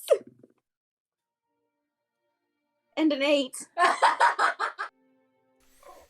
So your eyes open for the first time in a couple of seconds as the air returns to your lungs.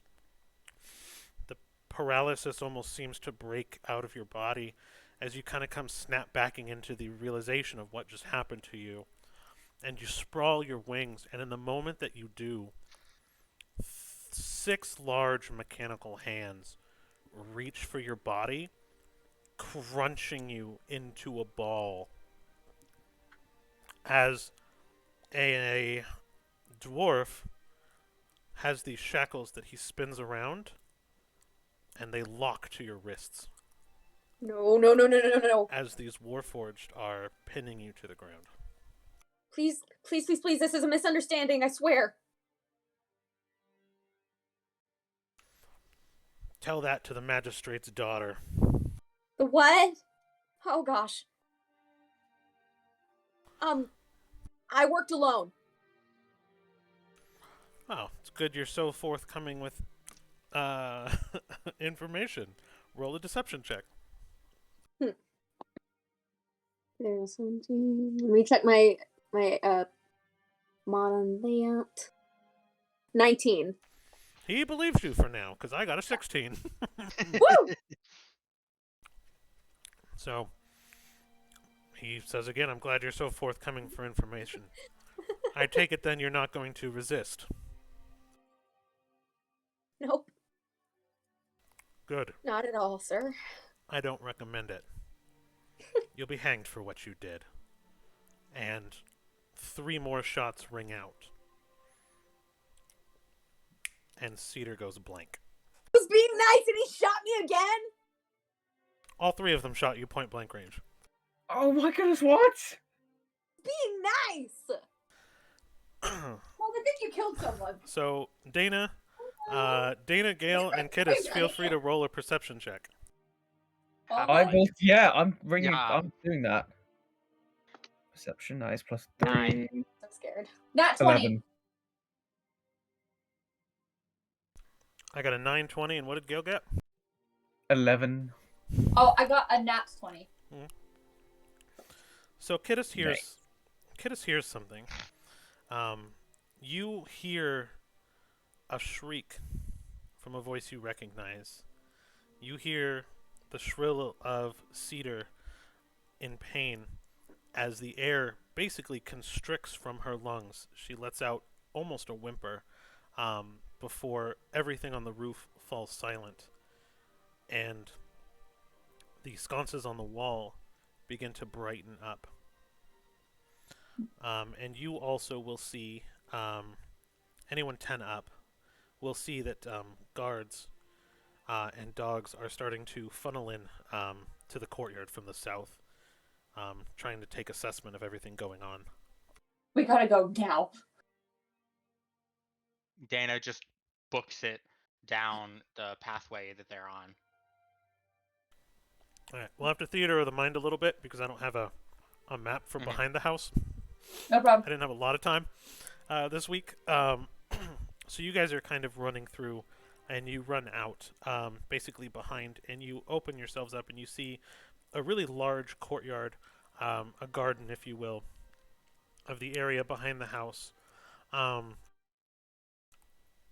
And just kind of large walls surrounding the entire property. You kind of see a couple of people, it looks like sweeping, sitting at the table, and they're just kind of talking. They look also like waitstaff. So what I want you to do is, first off, roll a stealth, each of you. Oh boy. Oh, yeah. Okay, that's not horrible. 14. This is it. 11. Are you telling me this one? That's an 8. Okay, I'm going to use my basically the twist of fate thing. Okay. Silvery barbs? Twist of fate. Oh, I used my It's from spirit the mirror. mirror. Yeah, she used the mirror. Oh, cool. Well, that did not help any, so I guess 9. 9. A lot of 9s today. How did Gale get the best roll out of you guys? I don't know. Sure. I have armor and I'm shedding glitter. So The Gale dice gods are in your favor. he's navigating through these bushes. His wings are like folding in perfectly. Like he's just magically being ascended through this. He's like, I might be a god one day, and he's just moving through reality, like it's. And that's a horrible idea. But in that moment that Gale kind of takes off, a bush kind of like ruffles a little bit, blah blah blah words, and both the staff look directly at Kittis and Dana, like a deer in the headlights. Kayla, you want to knock them out first, Battles? Just instantly like, night stick. Night stick, please. Like kid is just like whispering, like in so. Go to sleep, go to sleep, go to sleep, go to sleep. Go to sleep, go to sleep. I'm sorry. I'm assuming Philo doesn't answer. You're asking for Philo's help? I was asking if Philo wanted to knock them out for me. Oh, man, I don't know where Philo is right now. He's been off doing his own thing for a little bit. Oh. Philo does not seem to be partaking in the festivities tonight. Well, Kidis just keeps going. All right. What does Dana do? Dana's gonna follow. All right. So you guys are all just kind of making a beeline for, I'm assuming, kind of like the outer wall. We're just trying to get out. Okay. Yeah. Go ahead and then roll. I guess just in athletics to see if you guys get over the wall. Could I argue no. acrobatics? Of course, yeah. Dex or strength, whatever's higher. I'm definitely going acrobatics for that one then in that case. Gale, you can shit. have advantage. Oh, nice, thank you. You've been floating through this entire encounter. 17. That's another nat 20! Someone's gonna have to help me. Hurry. Ow. Oh, can I teleport up? You can, yeah. Basically, the kid just like jumps, fails, and goes whoop, and teleports up. Okay. So yes, you see Dana just looking like a criminal her entire lifetime. She just like one arm hops, side jumps the wall, and just completely clears it like a ninja almost. Gale's like, I'm going to climb in this heavy armor, and he's like, nah. And he like puts one hand up and just slides up the wall like flawlessly. And Kittis tries to like follow Dana's like impression. Side jumps over the wall, face plants into the wall because she just didn't make it high enough, gets frustrated and teleports up, and scales the wall as well. Sounds about right. It's not like all ghosty looking. So you guys are now kind of on the other side of the wall, outside of the property. You find yourselves kind of in back alleys and streets and things like that. And you hear in the distance two things. You hear a scream, a blood-curdling scream from a voice you don't recognize, as the staff like start shouting towards the other staff, and there's a commotion. The daughter! She's dead! They killed her! And like you hear just wails of screaming, and the guards will also be kind of searching the entire premises, and you hear 3 more shots of the Thundermonger kind of ring out as Kittis kind of looks back from the top of the wall. She sees them jump off the roof, shoot into the ground to almost catch themselves on clouds of just thunder and lightning, and it breaks their fall. And as they're doing that, the Warforged then follow them with almost like a hydraulic superhero landing, all 3 of them with both of their arms above their head gripping onto Cedar at full value, and her body just looks lifeless and paralyzed as she's unconscious. Kid just keeps going. This time, not even necessarily out of necessity, just out of sheer fear. Okay. So let's see here. How do we want to skill roll this? Are you guys making your way back to the inn? No. I'm going straight to Shalius's. I'm Wow! Kiddus is disappearing. I am terrified! Kiddus is just going to try to just disappear. Okay. Garrett's very confused. He's just going to follow somebody. um. And he's also wondering where the heck Cedar is. Oh, Okay. I just left a work in my hand. So, So, our future will take place in 2 different areas. I will say what I want you guys to do, since you are technically still escaping, roll one final stealth check for all 3 of you Okay. as you're kind of making your way through things. And then roll. Actually, hold on. Take that roll and make it a sleight of hand, not necessarily a stealth check. 24. I'm really glad because that was a nat 1. Oh, jeez. 5. Can I get advantage since I'm still ghosty? It's better. Not necessarily, no. Okay, so sleight of hand was 18. Okay. Oh wait, so hold on. So what I just rolled was just sleight of hand. Yeah. Okay, so that's still 5. Okay. So Dana and Gale look like they blend right in. And they're kind of making their way through the streets, not drawing any suspicion. In tow, though, they have a taller Kiddus, like, looking like she just did something really bad. And so you guys are kind of passing through the streets at night. One of you looking very suspicious. 4, 6, and 1. No one really seems to pay any mind, though. thank goodness. I'm being suspicious. I'm being suspicious. I'm glad I chose the side up t-shirt today because that is my mental state right now. Oh, gosh, yeah. I know. That is so great. Okay.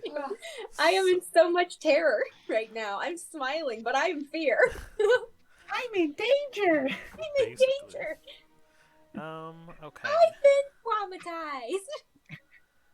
Oh no, where is his hideout? Oh no. Me not traumatized. That's But this is impossible.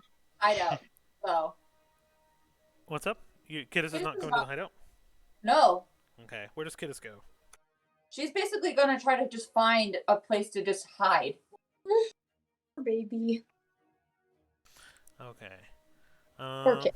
Alright, so our adventure will now continue in 3 different places. We have officially split the party. Yep. And absolutely nothing will go wrong. Kiddus And nothing can go wrong. finds a nice... wrong.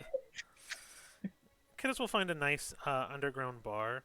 There seems to be kind of like a local pub that is actually located underneath a large housing complex. This was actually really common in Lithuania. It was really interesting to see. There was like basements that were converted to bars underneath actual housing complexes, and that's kind of how this was. And she kind of tucks into one of these that seems to be open still. If she wants to kind of tuck out of the way, if that's okay with her. We have...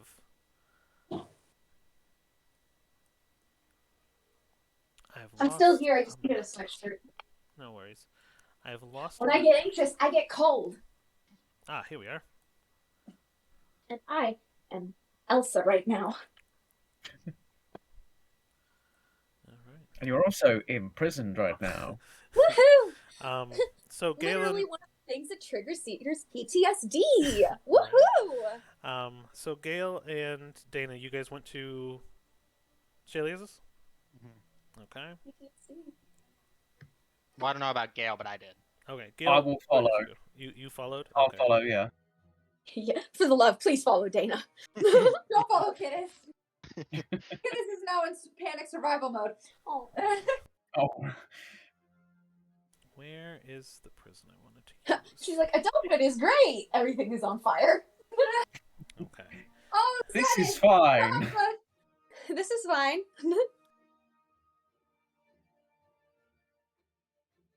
But I was wondering if you purposely intentionally made this similar to what happened to Kiddus's last party. No, It's just That does not fill me with Not, reassurance. not That's- convincing. it's just things that Oh. happened. I can't say where I draw inspiration from. I'm just an author, a storyteller, a writer. Uh-huh. Right. Insight check. Insight check on the DM. On the DM. I just love the fact that you guys. I had a scene that I was hoping that you guys were gonna walk in on. 20 insight. Fuck you. Yeah, no, I'm lying. This was a tiny bit of plot armor. I'm sorry. I could kind of tell, as someone who's done that before, I kind of get it. Well- and I respect you for doing that. It And was- also, why? Why would you do this to us? My intention was to capture you all, so now Cedar's alone. Oh, Kid has got It's sort of triggered. I Thank was you, like, dice gods. escape at all costs. The wizards are both having flashbacks. Yeah. They're both having bad No, in my defense, I expected you either all to get caught or all to get away. So it's kind of fun that now there's like a three-way party slit. I did not anticipate that. The unexpected. Yeah. Jazz hands. Especially when Kidis is chaotic and traumatized. I also didn't expect you guys to get away with the surprise round because I thought you guys were all going to go in together. So this is like not. I'm loving this. So I didn't expect anything to happen just then, including me rolling really well on stealth. Oh my gosh. I had a bunch of I different know, right? pathways for it, and none of it ended up here. So this is amazing. That's easy for you. He's like, I have an entire choice tree, and somehow y'all are on another tree. Yep. Okay. So We're this off the is grid, what you guys folks. were going to walk in on. Oh, where'd it go? Oh, it's tiny.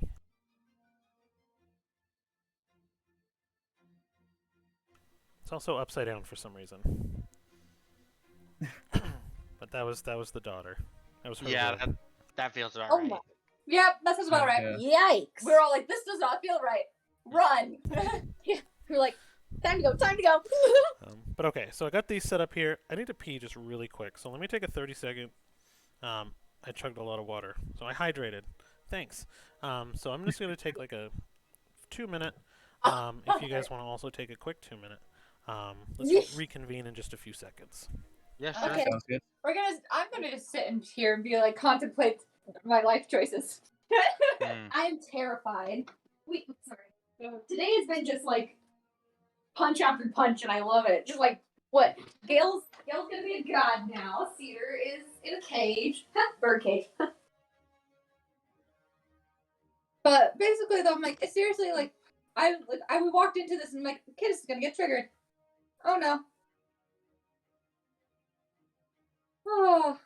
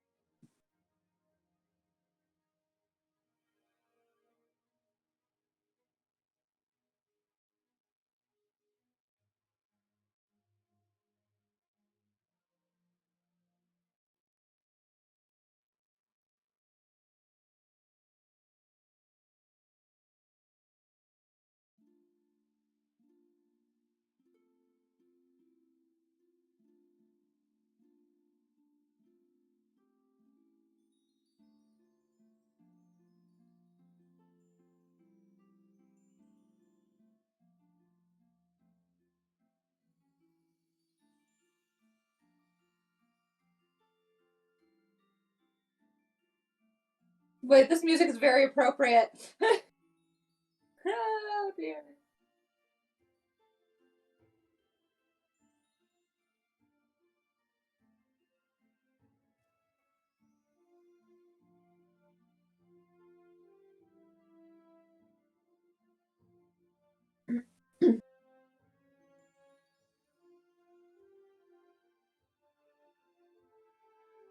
Doku.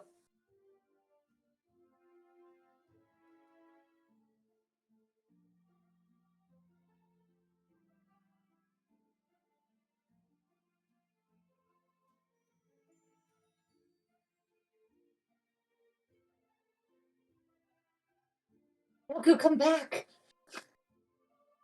I wanted to ask him about something. He's back. Come here. Hey, I want to ask you about something. You gonna ask me about something? Yeah, I sent you a message yesterday, but I don't know if you saw it. Oh, I thought I responded. Yeah, no, that's completely fine. I thought that was already established. No, we don't have any mechanic. I knew that, I knew some would happen, but we don't have a mechanic for it. Okay. Let me type something up. Okay.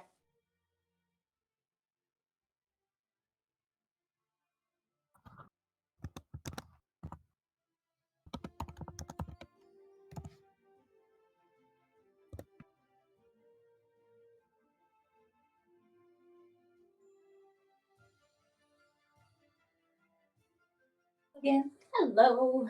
Time to get hurt more. No doubt about it. I am ready to be hurt again. Also, I love the comment in chat. I left for 2 minutes and you split the party. Good luck. I see you've Yeah. D&D before. Oh yeah, yeah. Els loves D&D. Awesome, awesome. It's what we like to see. Mm-hmm.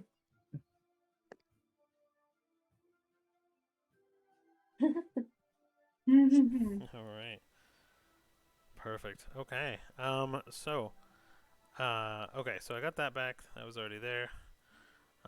Perfect. So who wants to go first? You decide. Parchment shears? Who starts first? I'm not joking. Okay. Oh wait. 1, 2, 3. 1, 2, 3. 1, 2, 3. 1, 2, 3. Oh, 6. Okay. 1, 2, 3. Okay. Oh, okay. I guess it's me. Or do y'all want to start first? Because honestly, Let's start with you. oh boy. Okay. It'll be more fun drama-wise. We start with Cedar. Let's go. Okay. Let's start with Prison Dowling. So I will be haunted by my actions forever. Cedar. Cedar. Okay, let me just send a few things to the back here.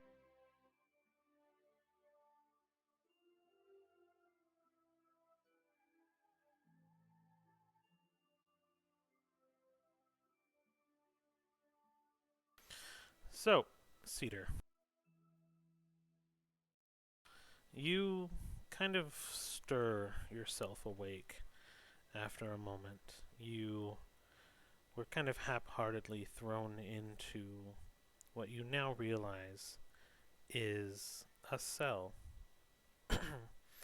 Iron bars and stone walls all around you. Dim light fills the corridors.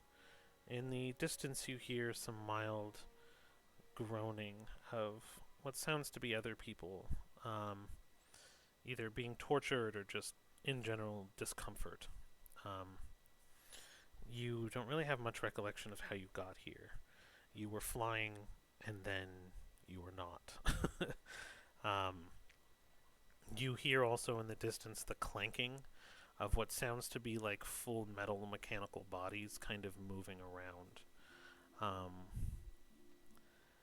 And you are now in a cell.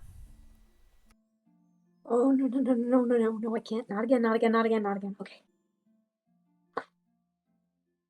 Okay. And she sits down on. I'm assuming there's a bed, like kind of cot sort of deal. Yeah, there is.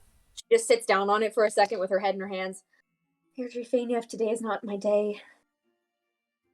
If the cage is to be closed around me forever, please let my friends have the freedom I asked from you. Please, if it's not my day, let them have theirs, please. Okay. You can deal with this. And You worked alone. You worked alone. you hear the clanging of a cup hitting metal bars. Tink, tink, tink, tink. The sound continues to get closer to you as you see a hooded figure walk past your cell. And it stops as it looks at you and continues hitting the cup along the bars. Kinda reminds you of the day we met, doesn't it?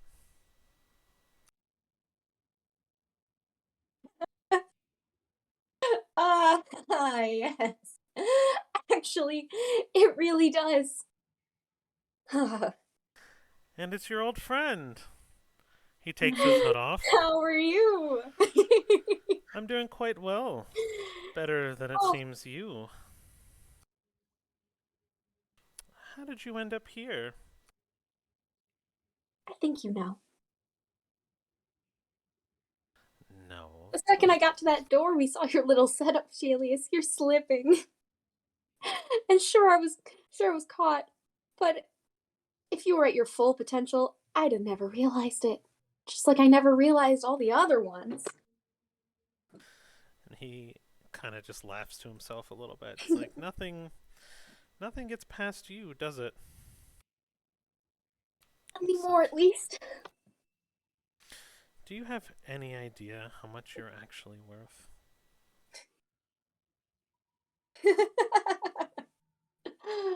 Oh, I'm only worth my use to other people. Lesson I learned pretty young. But that's a lesson you taught me a second time. Yes, and honestly, if you need a monetary value of your life, it's about 20,000 gold. I mean, of course, I had to take half, but, it's better alive than dead. Is it? Is it? I mean, I was gonna pay you back. I'm surprised that you didn't know it was a setup from the moment you walked in. I should have. You should have. Guess there's still part of me that wanted to make things right. And you did. I trade your life for a ton of money. You get shipped off, or, well, hung maybe. I don't know what the courts will decide. I could talk my way into letting them keep you alive. There's multiple prices on your head. One from your family, one from your rivals, one from me. Which one should be paid, do you think? I don't know why anyone goes to the trouble. Just one Alan. And honestly, I don't see it. One owl who's has the sole ability to represent her family and overthrow a rival family. You don't see the worth in that. What happened while I was gone? Well, let's see. Man, where to start? It's a long story. Do you really want to know? And he asked you to lean in. Of course, I want to know. But what I want to know most of all is how you found all that out. Because I never told you. No. It just comes Nothing from... against you. No, of course not. It actually happened by happenstance after you left your rival family. Calaris, was it? Ugh. They overthrew your family, imprisoned your mother and father, sent all your brothers and sisters into hiding. It's funny, from the very same scandal that they used to actually influence their land and make thousands of dollars, and me, being in charge of a couple of small shipping routes, kind of took over the shipping of these magical little charges that the entire world now relies on, stemming from whatever it is that your, I guess, rival family's doing to attain them. So yeah, I guess a whole lot of just vicious circumstances, and I just became the benefactor of it. And he leans in closer, kind of puts his face near the bars, and kind of motions you to get a little closer. And he's like, I have an even bigger secret for you. And what would that be? Roll a strength check. Oh, son of a. Okay. 13. He just rolled a nat 20. I love this dice. So he reaches out and he grabs you by the feathers, your shirt. He basically reaches and grabs your very skin. As a knife is now in his hand, he drops the cup. You hear the clanking of the ground, and he stabs right into your abdomen. And it actually hits. Roll a Constitution for me. All right, give me 2 seconds, and then I have a little request. Mm-hmm. Okay, so 15 on Constitution, Okay. and kind of almost reflexively, my entire body lights up with shocking grasp. Ooh. Yes. Okay.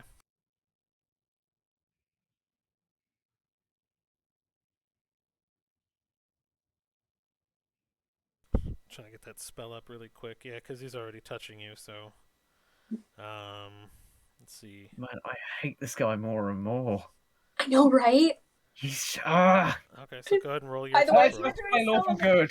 This is perfect. By the way, as Sophie, this is perfect. Thank you. Okay.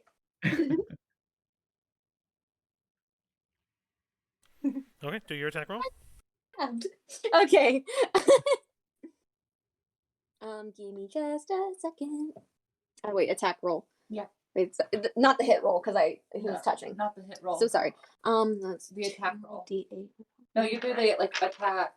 Oh, The shocking grasp, you sorry. have to roll for attack, even though he's Oh, touching. got it. Yeah. You made the physical Mm. contact, which is allowing it to 13. happen. You know what? For rule of cool, I'll let it. I'll let it say it hits. Go ahead and roll your damage. Okay. So there's an 8. 11. Dang. And he lets out like a instantaneous snarl of pain as he pulls his hand away, and the smoke from the singe of his skin where his hand was touching you, the flesh actually gets burned, and you can actually smell the burning flesh of electricity in the air as he just kind of rubs his fingertips together now, almost like his fingertips are actually missing from that shock itself. I'm so sorry. Oh, how shocking. So full of fire. You'll be laughing until It's you... more like lightning to me. You'll be laughing all the way to the infirmary, because that wound is not really going to stop bleeding, now is it? Let me guess. Poison dagger? You take 8 damage. Cliche. Yes. Trading blows, just like we used to. So, locked up in a cage, still full of fight. Please, and he kind of takes a stool and sits down. Tell me your plan, little one. How do you anticipate this goes? I don't know. Part of me doesn't really care. Seeing 2 different fates for myself. Neither one I'm completely sold on. So I guess all's well that ends well. That's fair. So you have 2 options then, since you don't really seem to have a concept, or you don't seem to grasp the gravity of the situation. You can either be hung in a few days' time for a murder that I know you didn't commit, or I can double down and make the money off of your capture here, and I can also send you home and make the money from that sale too. I don't have a home. So. Well, I mean, the foundation of the building where you lived, I'm sure, still stands. But you're right about that in some degree. What do they even want me for is what I want to know. You used to be so sharp. I've already said. You have this sole ability to overthrow another family, being the only representative still around. or with fight left in your line of succession. A royal battle seems to be worth what, 40,000 gold he was offering? And he looks over, and a guard walks over with a bag of gold and sets it at his feet. 40? We were offering 20. And he drops off just a huge bag of gold. And he's like, installments okay? And Shelius nods and is like, I'll be here to collect later. Don't you worry. Still making money off of me, I see. That's cute.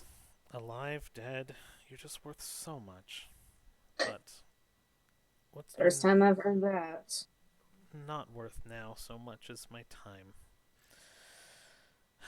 I guess I'll decide your fate, as always. And he gets up and begins to walk away. I am sorry for how my leaving must have hurt you.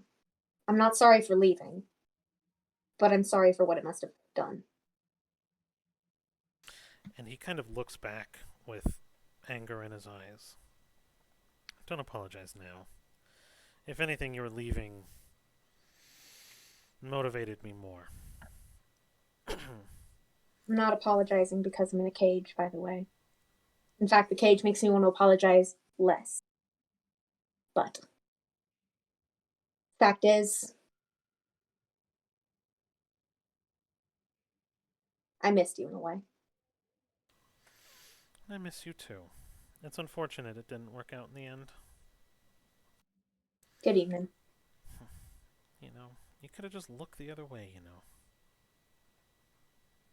he kind of clicks his tongue. I couldn't have. He begins to walk out of the scene.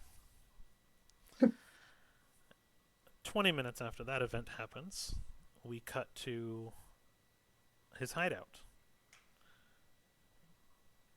Gale and Dana still standing in the doorway, I'm assuming.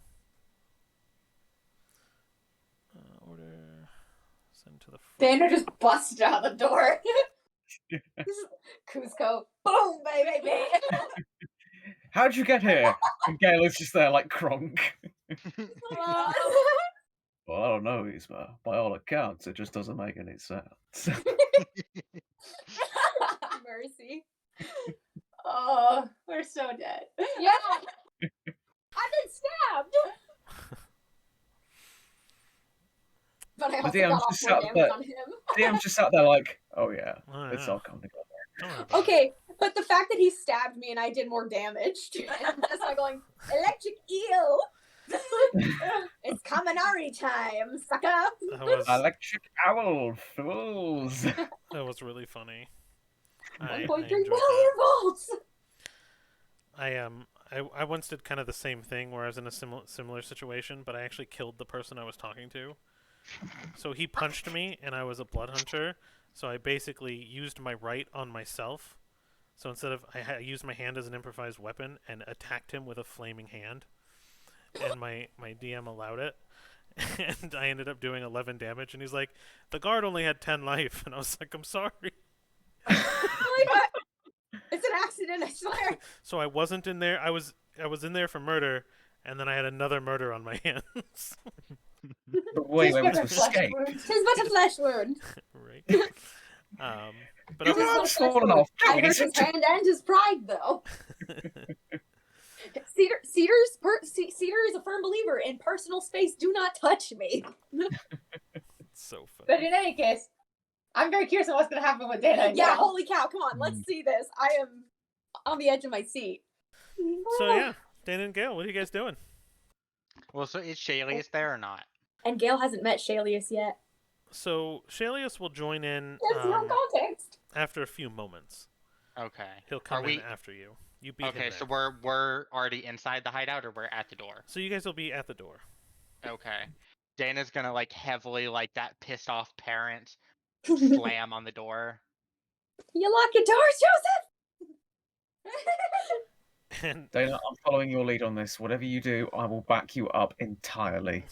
So the door was the brick wall, the magic brick wall. Do you remember? Mm-hmm. Okay, so what I'll do then is you'll be pounding on it, and one of the bricks will kind of open, and you'll see just a set of pale eyes just kind of staring at you. What? That echoes in Thalius, here.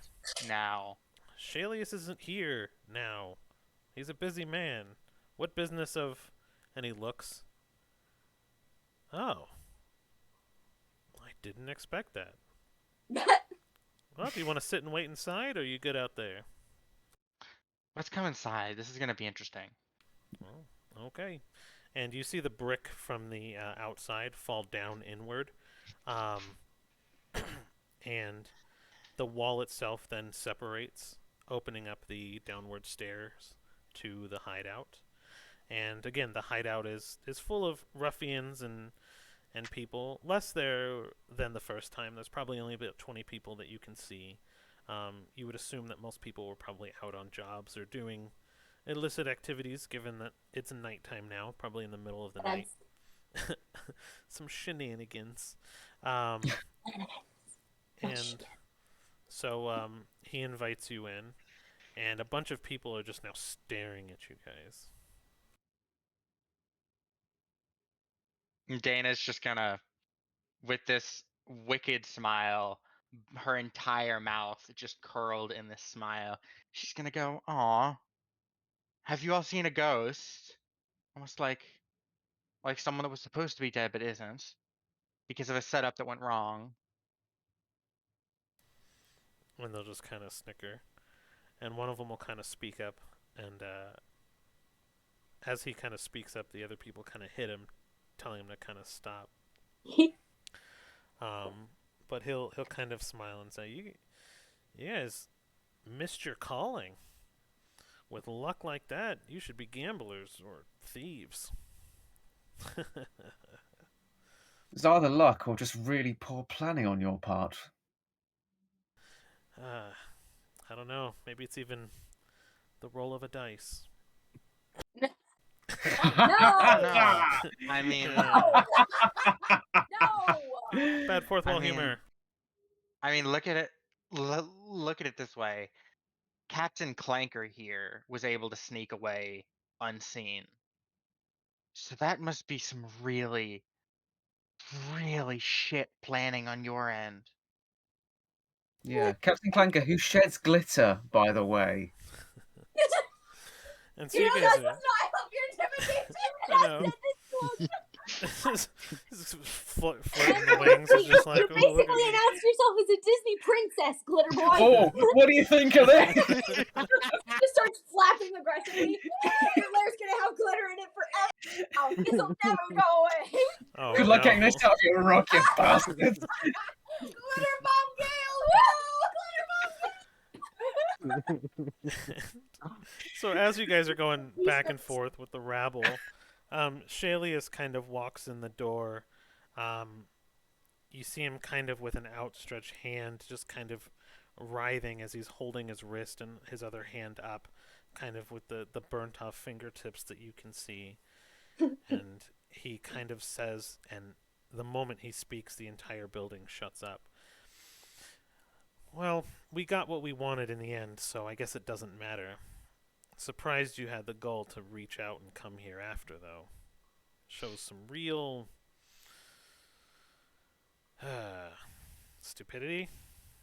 Oh no, I'm getting her back, and you're gonna help. I'm gonna help. And why Yes. would I do that? Because we're gonna fight one-on-one, and if I win, if I take you down, you're getting back up, and you are getting Cedar free.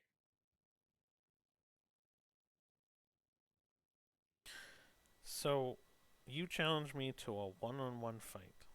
Yep. Why would I have any need to accept? Do you know how much she's worth? Nope. Don't give a shit. I'll tell you what. I like sport. I also am not a fighter. I'm a lover. And Who the he'll fuck would want to love you? I'm touched. he'll turn and look. Your mom. and then Oh, my mother! And she's actually gonna pull out the bottle. Mom, do you love him? I just gonna look and just be like, Mark forgetting, didn't you? it's like too soon, dude. It's been 47 years. That's not too soon at all. Hey, you're the one who brought her mother into this. You're the arsehole here. I knew you. I knew she would keep strange friends, but a manic idiot is. Anyways, and he kind of points his finger up and curls it, and a really large, buff gentleman in like a tight leather kind of like has a pauldron, scars all over his body. He stands up, and Shalius looks at you and goes, "You call the shots. I'll call my champion. I'll tell you what, though. In the interest of sport, given that you have absolutely nothing to offer me except for the fact that I don't want to clean you off of my floor, if you win, I'll tell you where she's held."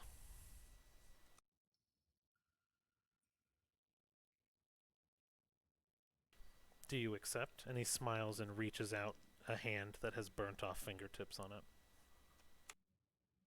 Absolutely, I do. And she does not reciprocate. And, okay.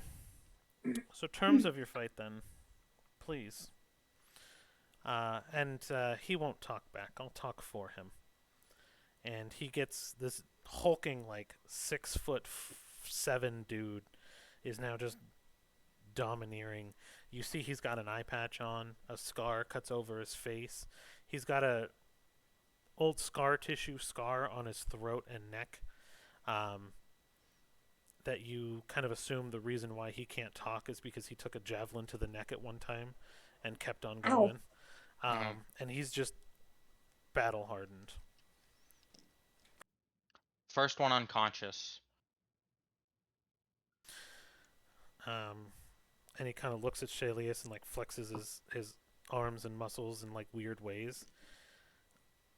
Weapons are unarmed. Weapons.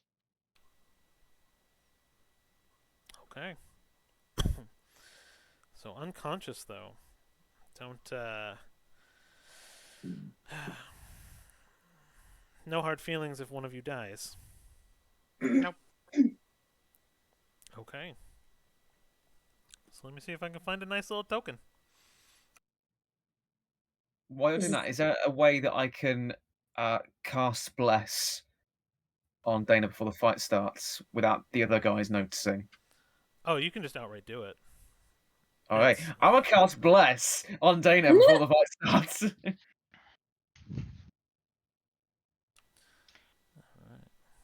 And she's gonna turn to Gale and go, I know you can't take part in this, but the part you can help with is far more crucial. When I win, get me back in fighting condition, because there's going to be a lot more blood on my hands when we go rescue Cedar. Done. You just tell me where we go and how hard I need to hit them when we do end up fighting. Glad to have you on my side. Same. I wasn't sure if I could trust you at first, but you seem alright to me. And she takes off her cloak, which I think this is actually gonna be Harry, your first time seeing her arms. She takes off her cloak, cracks her fingers back, and you've seen My Hero, right? I have not yet, no. Oh, do you know what Dobby looks like? Dobby from Harry Potter. No, No. Dobby from here. I'll send you a picture. Yeah, please do, yeah. Yeah, her arms are like heavily from the wrist to the shoulder. Her arms are completely scarred purple, Oh, damn. and like both of them. And she cracks her knuckles. This one. I sent you a GIF. Ah, All okay. that purple are horridly burned scars. Yep. Oh my. It's all burned scars. So Dana, roll a quick perception check for me. I want to see if you pick up on something. All right. The current string you're on. Natural 20. Shalus's blood is not purple. Which calls out a lot to you specifically because his wounds are healing over red with blood. Where he said he kind of deceived before that there was that he was like one of you. But you can see now that that is not the case. Okay. So everyone kind of fills a room. Dana, you're kind of surrounded. There are probably now dozens of people that were sleeping, people coming in from jobs, stuff like that. Everyone's kind of like filling into this room, lining the walls. And you see a big chair, some pillars, some sconces that are just kind of lighting everything up, barrels, just typical riffraff and stuff like that. This seems to be kind of like a standing meeting room. But it's also a wide open room that they can use probably for fighting. And your champion there takes off his shirt. You notice kind of a greenish skin. He is an orc, and he kind of wraps a head wrap around his head, and he takes his body armor off and just leaves his pantaloon armors, his leather bottoms.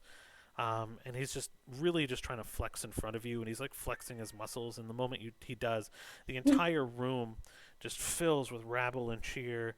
They're basically rooting for him. And you took off your cloak, and everyone's like, "Boo! Boo! You stink! Put it back on! You smell! I can smell you from here!" And they're just kind of like talking a bunch of crap at you. Your boos mean nothing. I've seen what makes you cheer. Bunch of posers. As like when she hears this, she's gonna do two things. She's gonna, as like a modified version of like this that normally gets people up and going, she's gonna be wafting from her armpits towards the crowd. Oh, gee. And just at the end of every waft, it's just gonna and then she's gonna look at the Orcus champion and go, "Okay, I think I get it. You're not much of a shower, huh? You don't you hide what you're ashamed of, show what you're not." And she gestures down to his pants. God damn it. It's like, well, it's good enough. And he kind of looks at Shelius for a second. Good enough for your mom last Whoa, night. dude. And he's just confused because he was just going off of Shelius' joke. But the sound that comes out of his mouth is cracked and garbled, and like you can't really make out his words. And when he speaks, like blood actually trickles out of his mouth. Need a lozenge. And so I guess we're gonna roll for initiative then.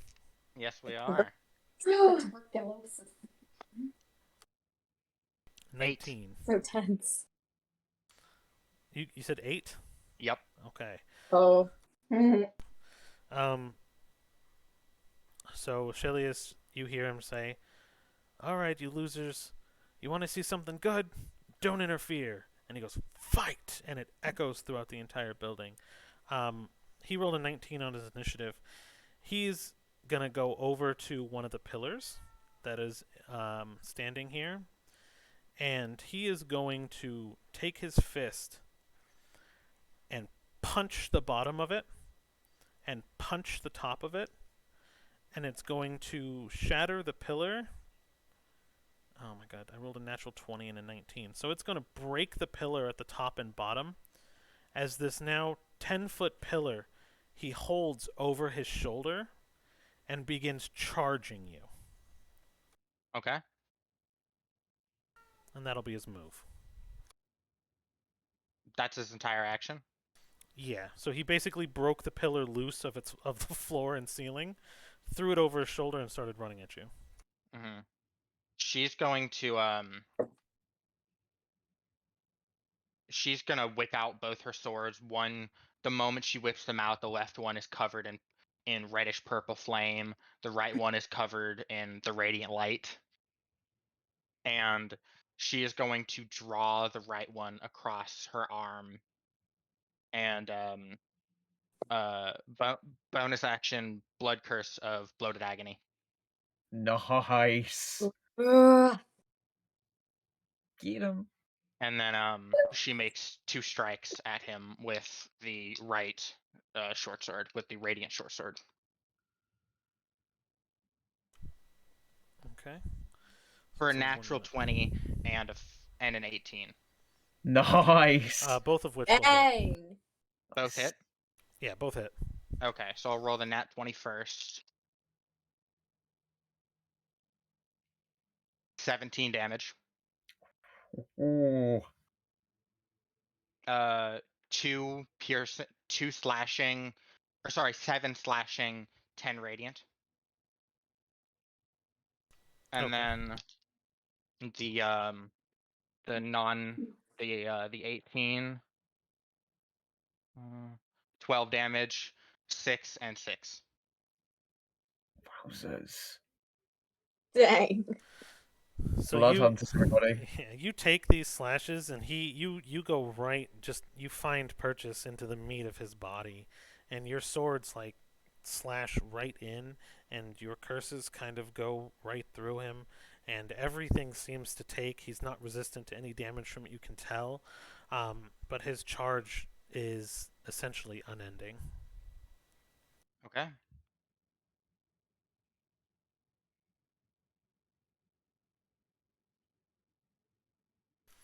All right. So okay. Is that your turn? That is my turn. Okay.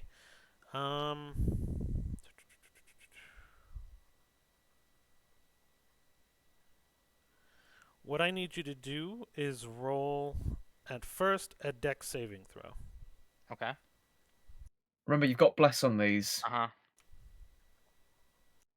So it's plus a die 4.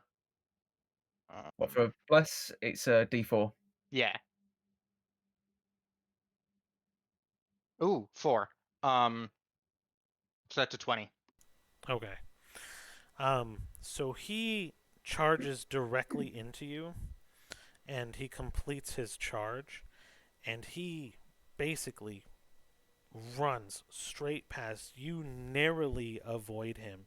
This hulking mass of just muscle barrels past you, runs into a pillar head first. That pillar cracks and shatters. A blood drop falls down his forehead as he smiles and turns back at you and swings this pillar full tilt directly at you from 10 feet away. Ooh, he's 10 feet away. I get an attack of opportunity. Not through the charge. Damn it. He didn't move. This was an action. Okay. And 15 plus 8. So that Hit. hits.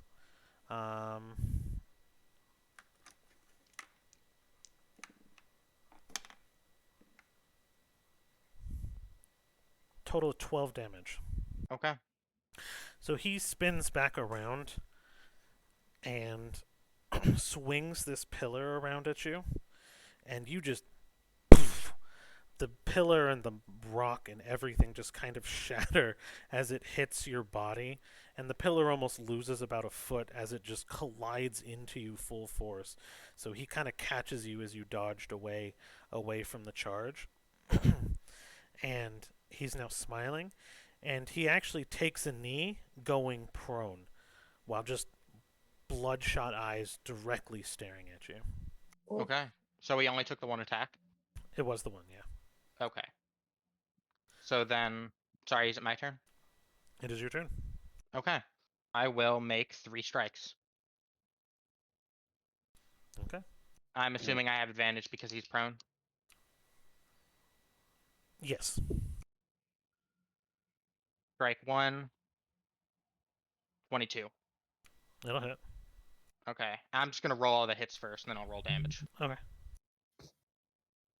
Strike 2. Bless. 11. Does not hit. Strike 3, natural 20. Yes. Nope, totally misses. All right, so I will roll the non-natural first. For 4 radiant and 7 slashing, Okay. and the natural 20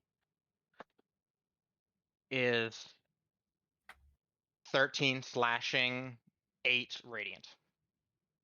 Is it 13 slashing? Mhm.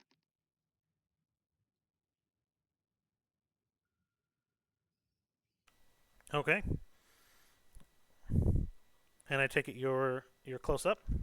Yes. Okay. And is that your turn? That is my turn. Perfect. So he looks pretty bloody.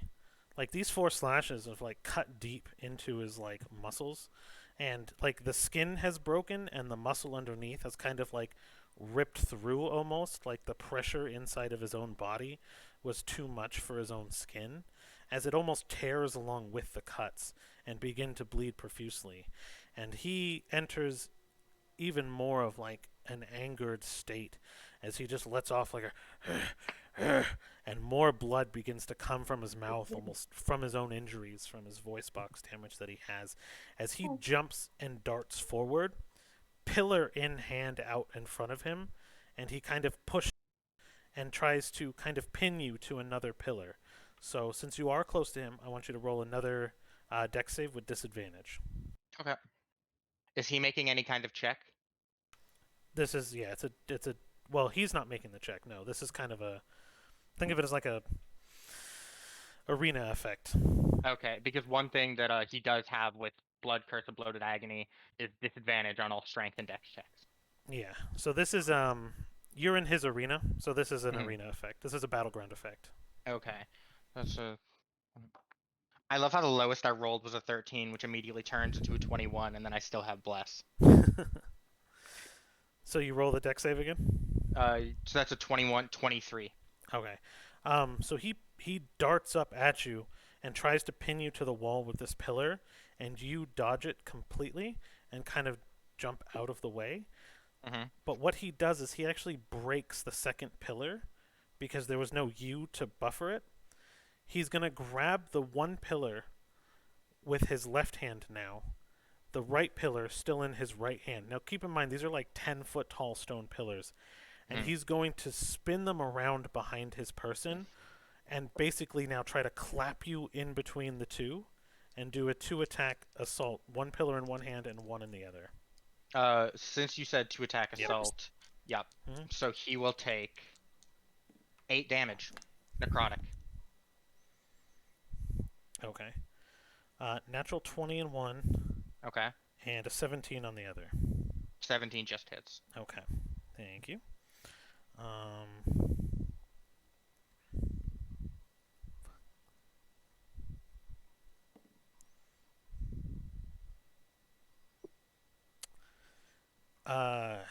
18 and 12.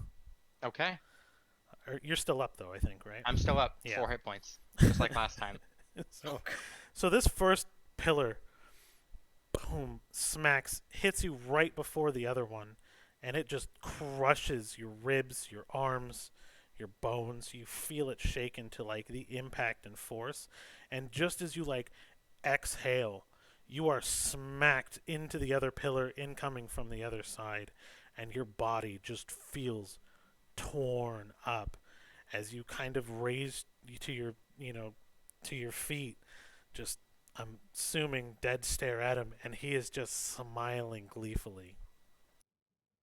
No, she's smiling right back. Her wicked, twisted, fucked up smile. Oh, please tell me he's close to dead.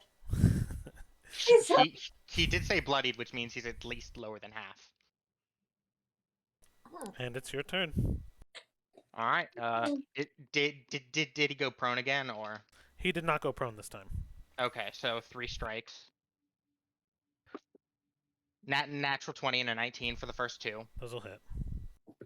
And then strike 3 is another 19. Okay, so that'll hit as well. Perfect. So I will roll the Gosh, 2 right. non-naturals and then the natural. Okay. So the first one is 10 total, 9 slashing, 1 radiant. Second Okay. one is, ouch, 9 total, 8 slashing, 1 radiant. And then Some the damage. natural 20. And then the natural 20. So that's 19 total damage. And then the natural 20 is 13 slashing, 4 fire. Good grief! Wowzers. Is that 19 damage?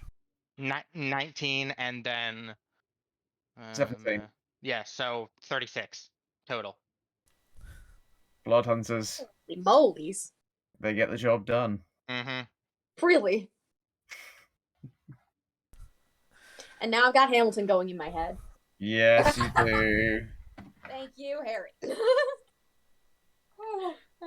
I'm so scared.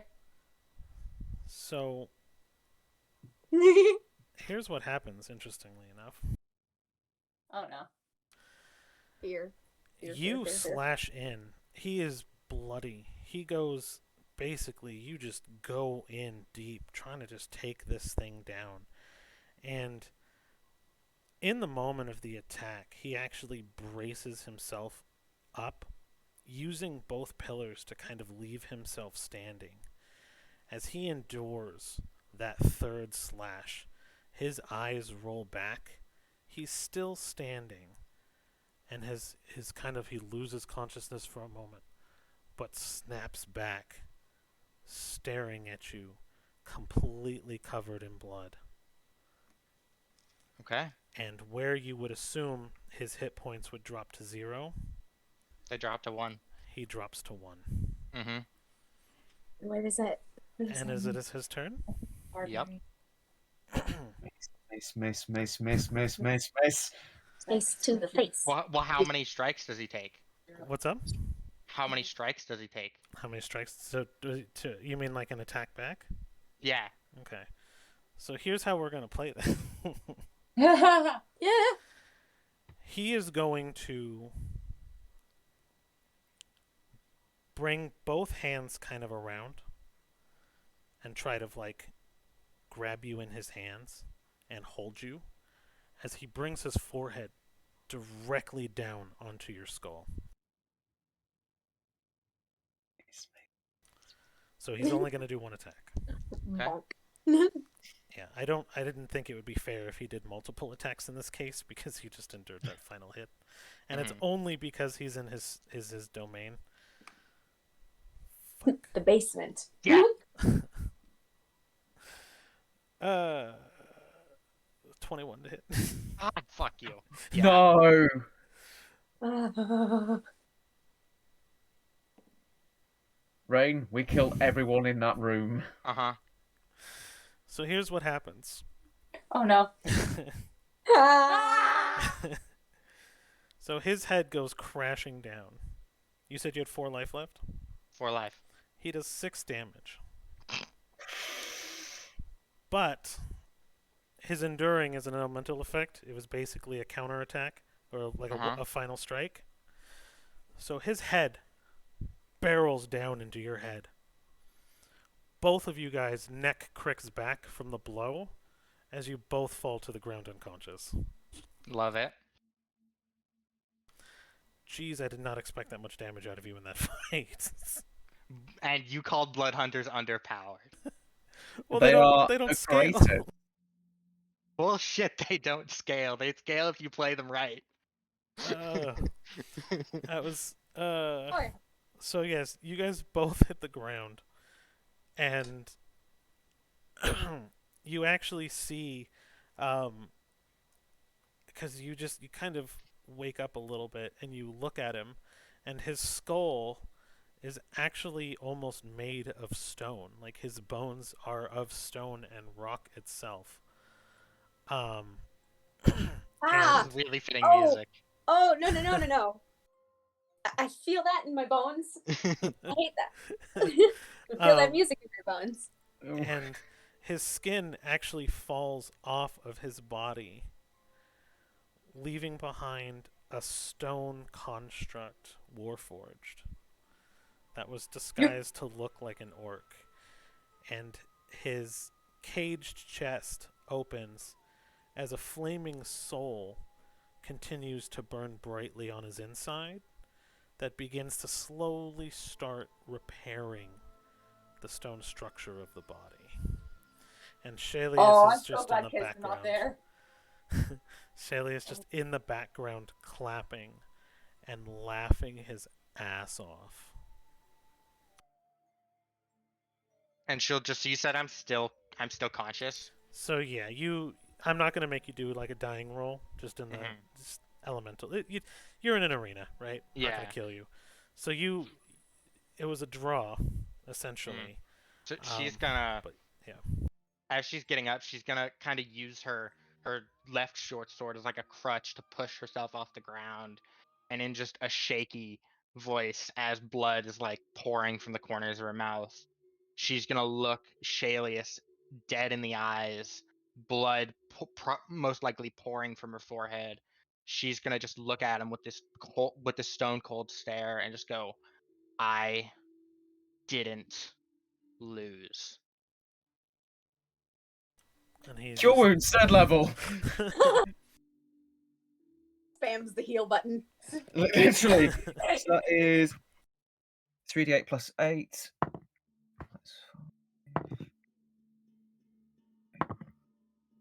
It's not great rolling. That's going to be 18 hit points to you. Better than what I have. right. It's basically now 19 life.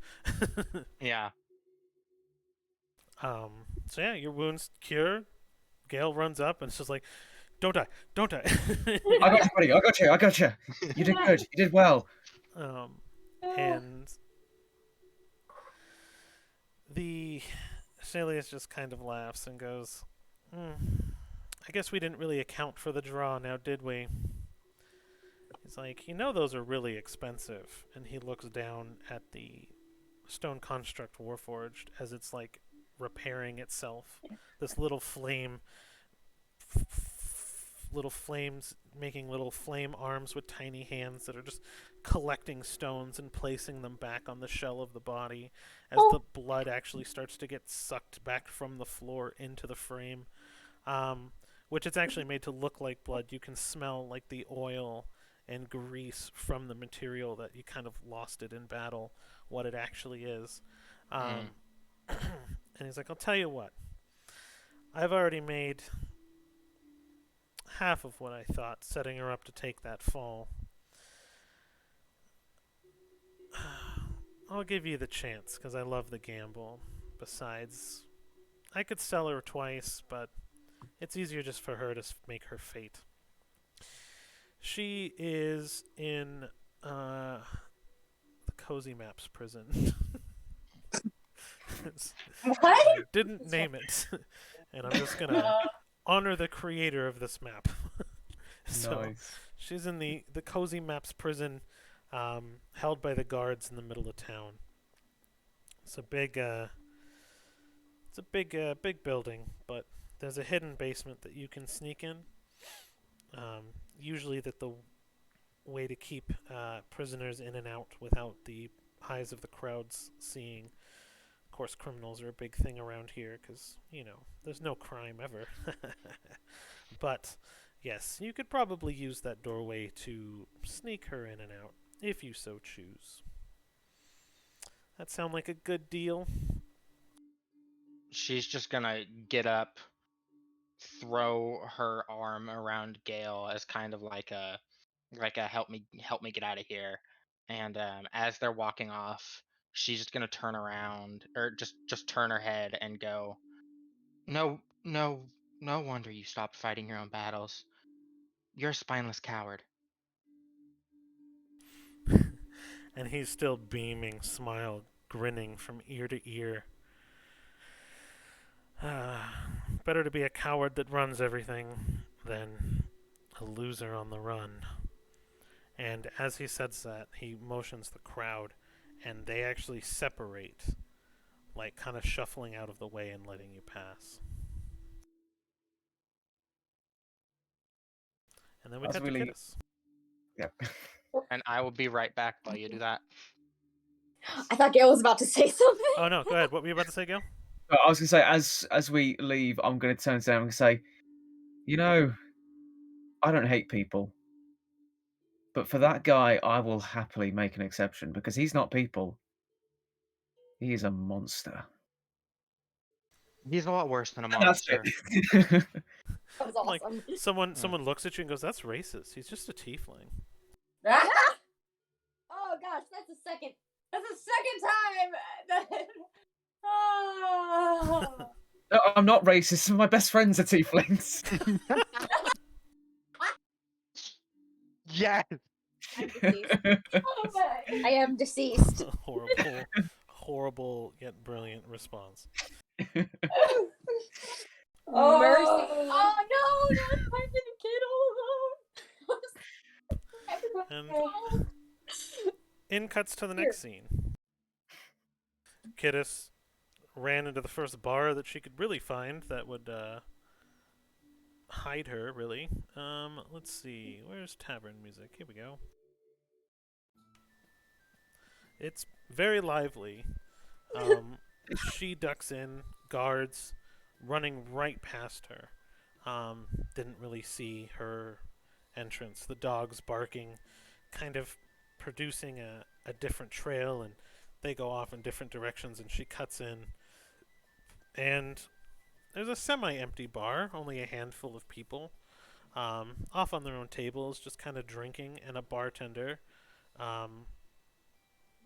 also tiefling, dark skin, horns that curl all the way back. He just kind of looks at her, cleaning a glass, and he kind of pushes and kind of rubs the glass clean and sets it down. As he just kind of looks at you as you enter, with this like fervorousness, trying to get away from the crowds and people chasing you. His has just kind of got like almost like a dead stare. And she just kind of plops down on one of the corner tables.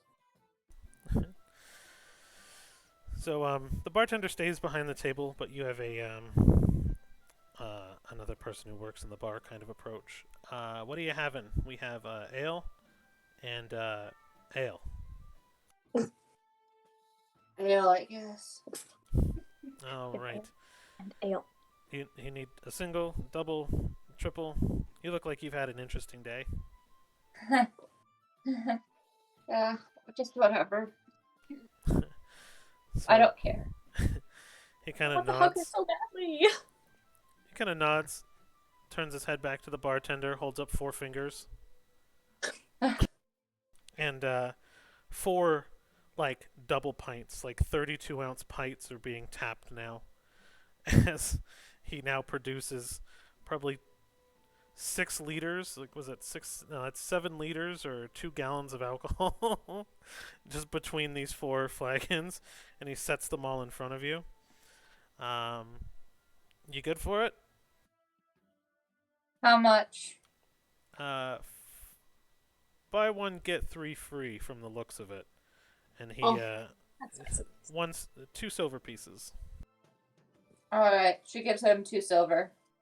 He gladly takes it, kind of puts 1 in his pocket, flicks 1 to the bartender, and goes about his business. So Kittis could drink, let's see, 3 hard liquors and a shot before she was out. When she was a kid. We haven't necessarily tested it as an adult. We haven't tested this as an adult. To be fair, this is only her second session as an adult. So Kittis just chugs one of them down. And just goes... What's your constitution modifier?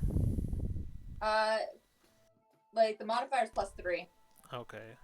So con +3. 6 levels of strength. These will be... Let's actually look.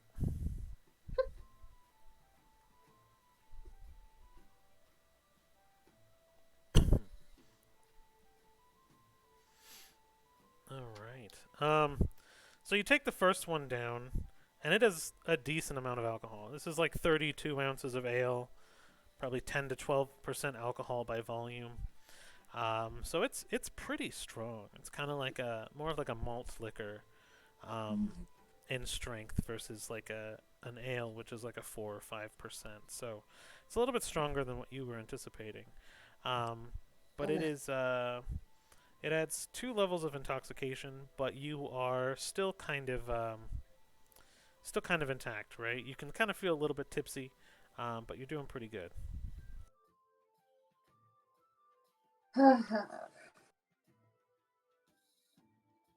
So she's basically just trying to fight off like a panic. Okay. Roll a perception check.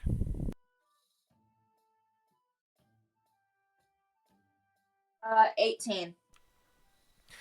The table in front of you, you are a little bit tipsy, but the table in front of you seems to be phasing in and out. Like there's something between you and the table that is kind of dancing in an invisible light.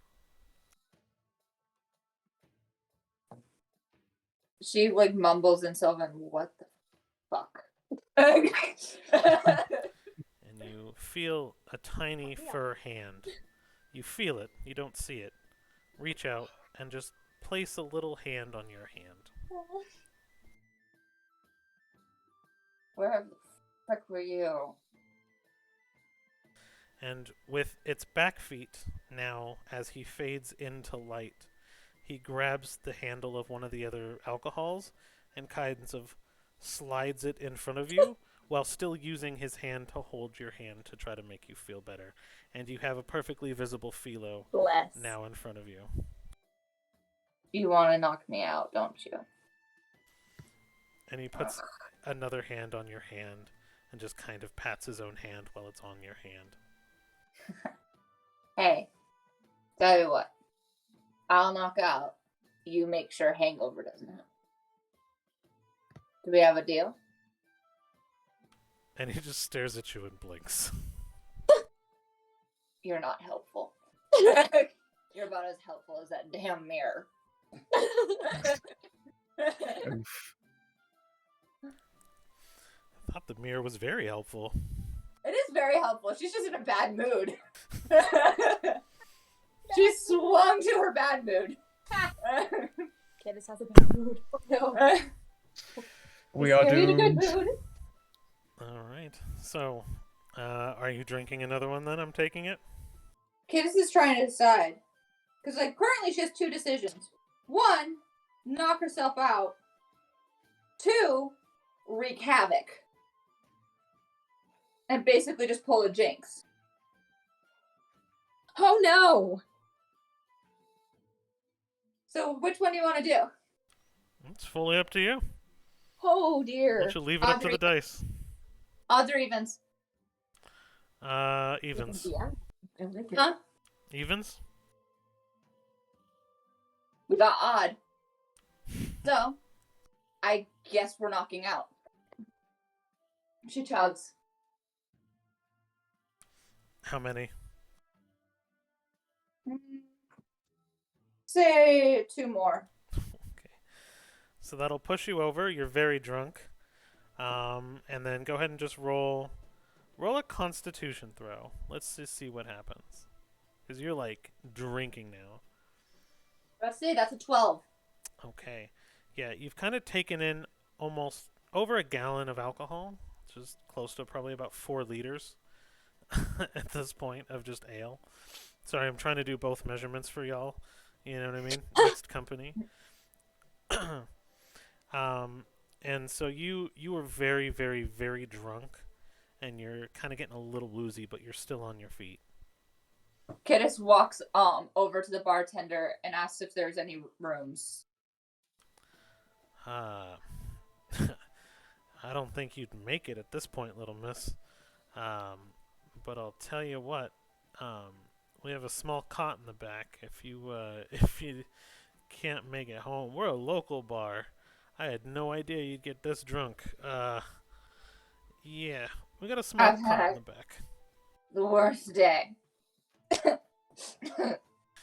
Tell you what, 5 silvers, the cot is yours. Done deal. Right.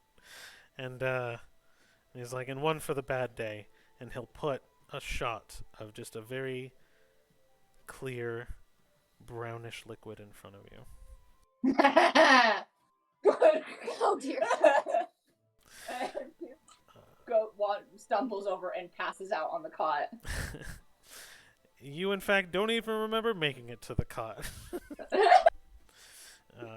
You just took a nice little downage of a brown Everclear, let's say. Had a little minty, fruity aftertaste, though, from what you can kind of remember or burp up the next morning. Mhm. And you are out.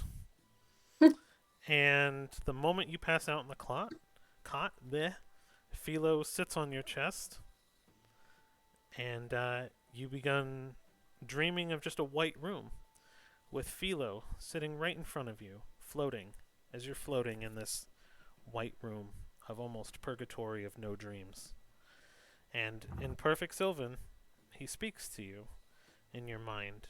You hear different voices each time, though. Not a solid voice, but different voices. With every word, almost every syllable seems to be a voice of a young woman, an older man. So it makes the conversation a little harder to track.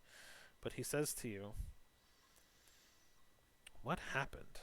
I was gone for less than a day." One of Cedar's old friends. Cedar's captured. I don't know where the other two are. Don't know where our rogue went.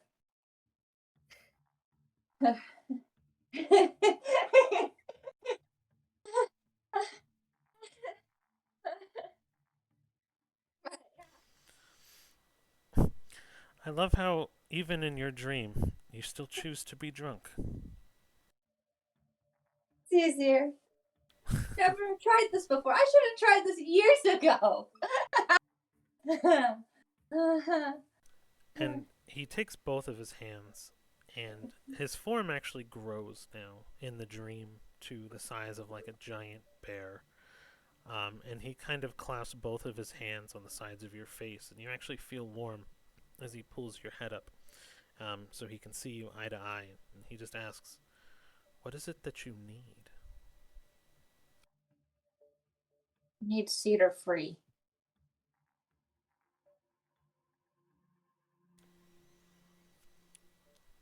Then go save her. Can I wreck the town? Do you need a distraction? Is that a request? As long as that bastard tiefling ends up dead.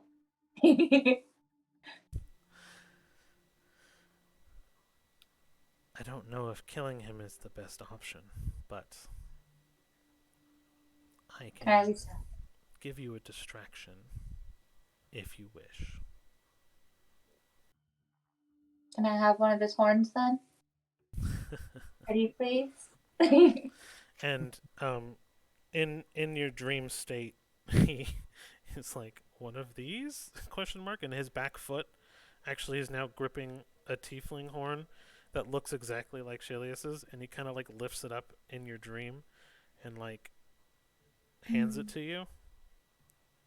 Thank you. No problem. You might be a little tired tomorrow, but I think I can do what you're asking. I love you.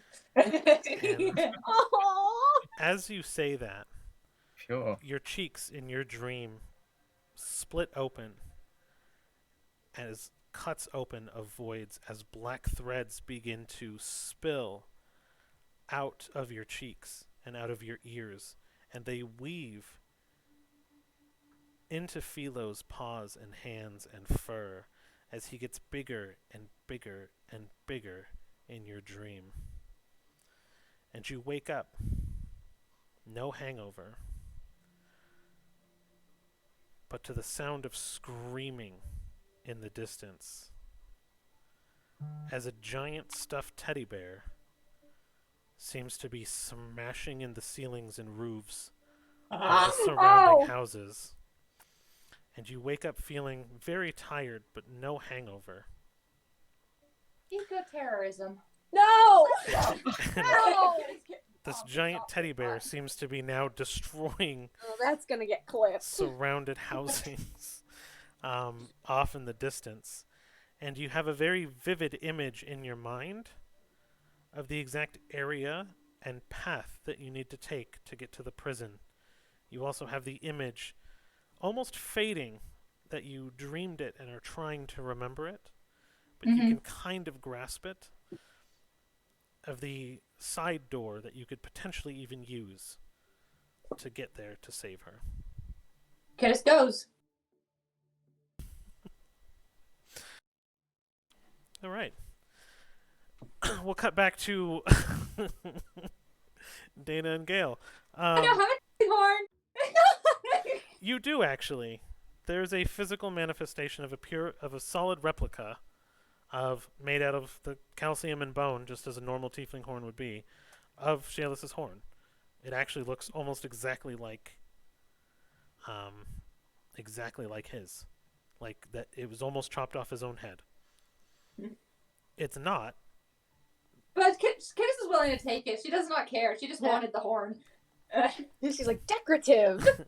Well, you got what you wanted. This will go on my Not to wall. decorate the So- body part of my enemies. Exactly. You begin making your way over to the prison. Everything seems to go crazy. There's guards running right past you, paying you no mind. Some of them even look at you as like, why isn't she freaking out and running away? But they're not even paying attention, as like you see them run and fireballs will begin shooting the face of this giant teddy bear that on closer examination actually seems to be kind of wrapped in like band-aids and stuff like that, and has like stitched together. He's like a little stitch bear, has a button eye, but it's 2 stories tall, right? And it's just, you can almost hear the squeaking of its paw as it like hits things and crashes into the ground. There's like a squeak toy, just cook, like, but decimating the entire surrounding as all the guards run around, and you make your way unhindered to the prison. Kittis is like feels almost like we're like a full like calm again. Like she feels like creepily calm. Oh dear. Well, that is adorably horrifying. Wait, I'm do you just guys being see it? Yes. Horrifying. So since horrifying. I've made a new word.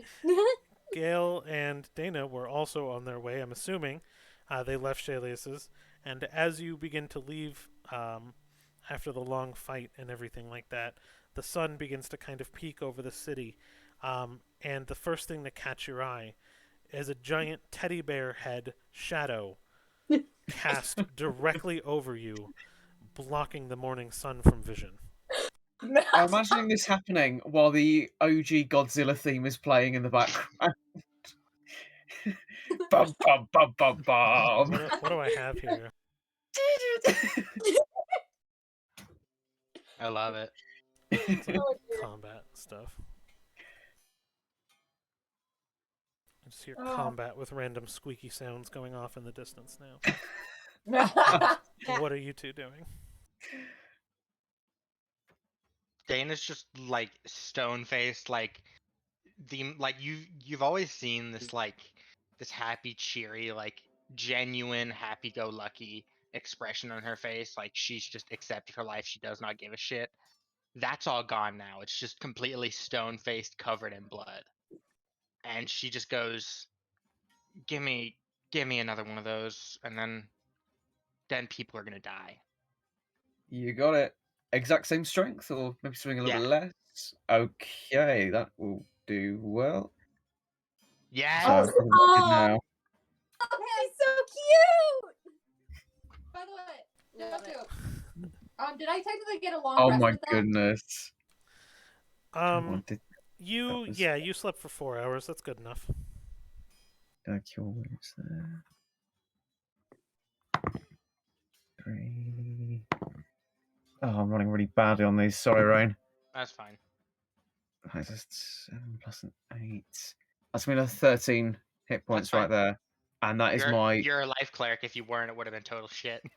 Oh, yeah. That is both So- my 3rd level slots gone now. Oh damn! I'm sorry, buddy. Ah, it's cool. It's cool. It helps you out a little bit, so I'm more than happy to do that. Plus, Kidus can always cast Wither and Bloom eventually. Give you at least one more hit die back.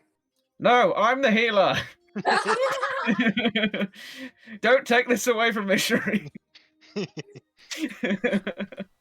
Basically, the best representation I can do for what's going on right now.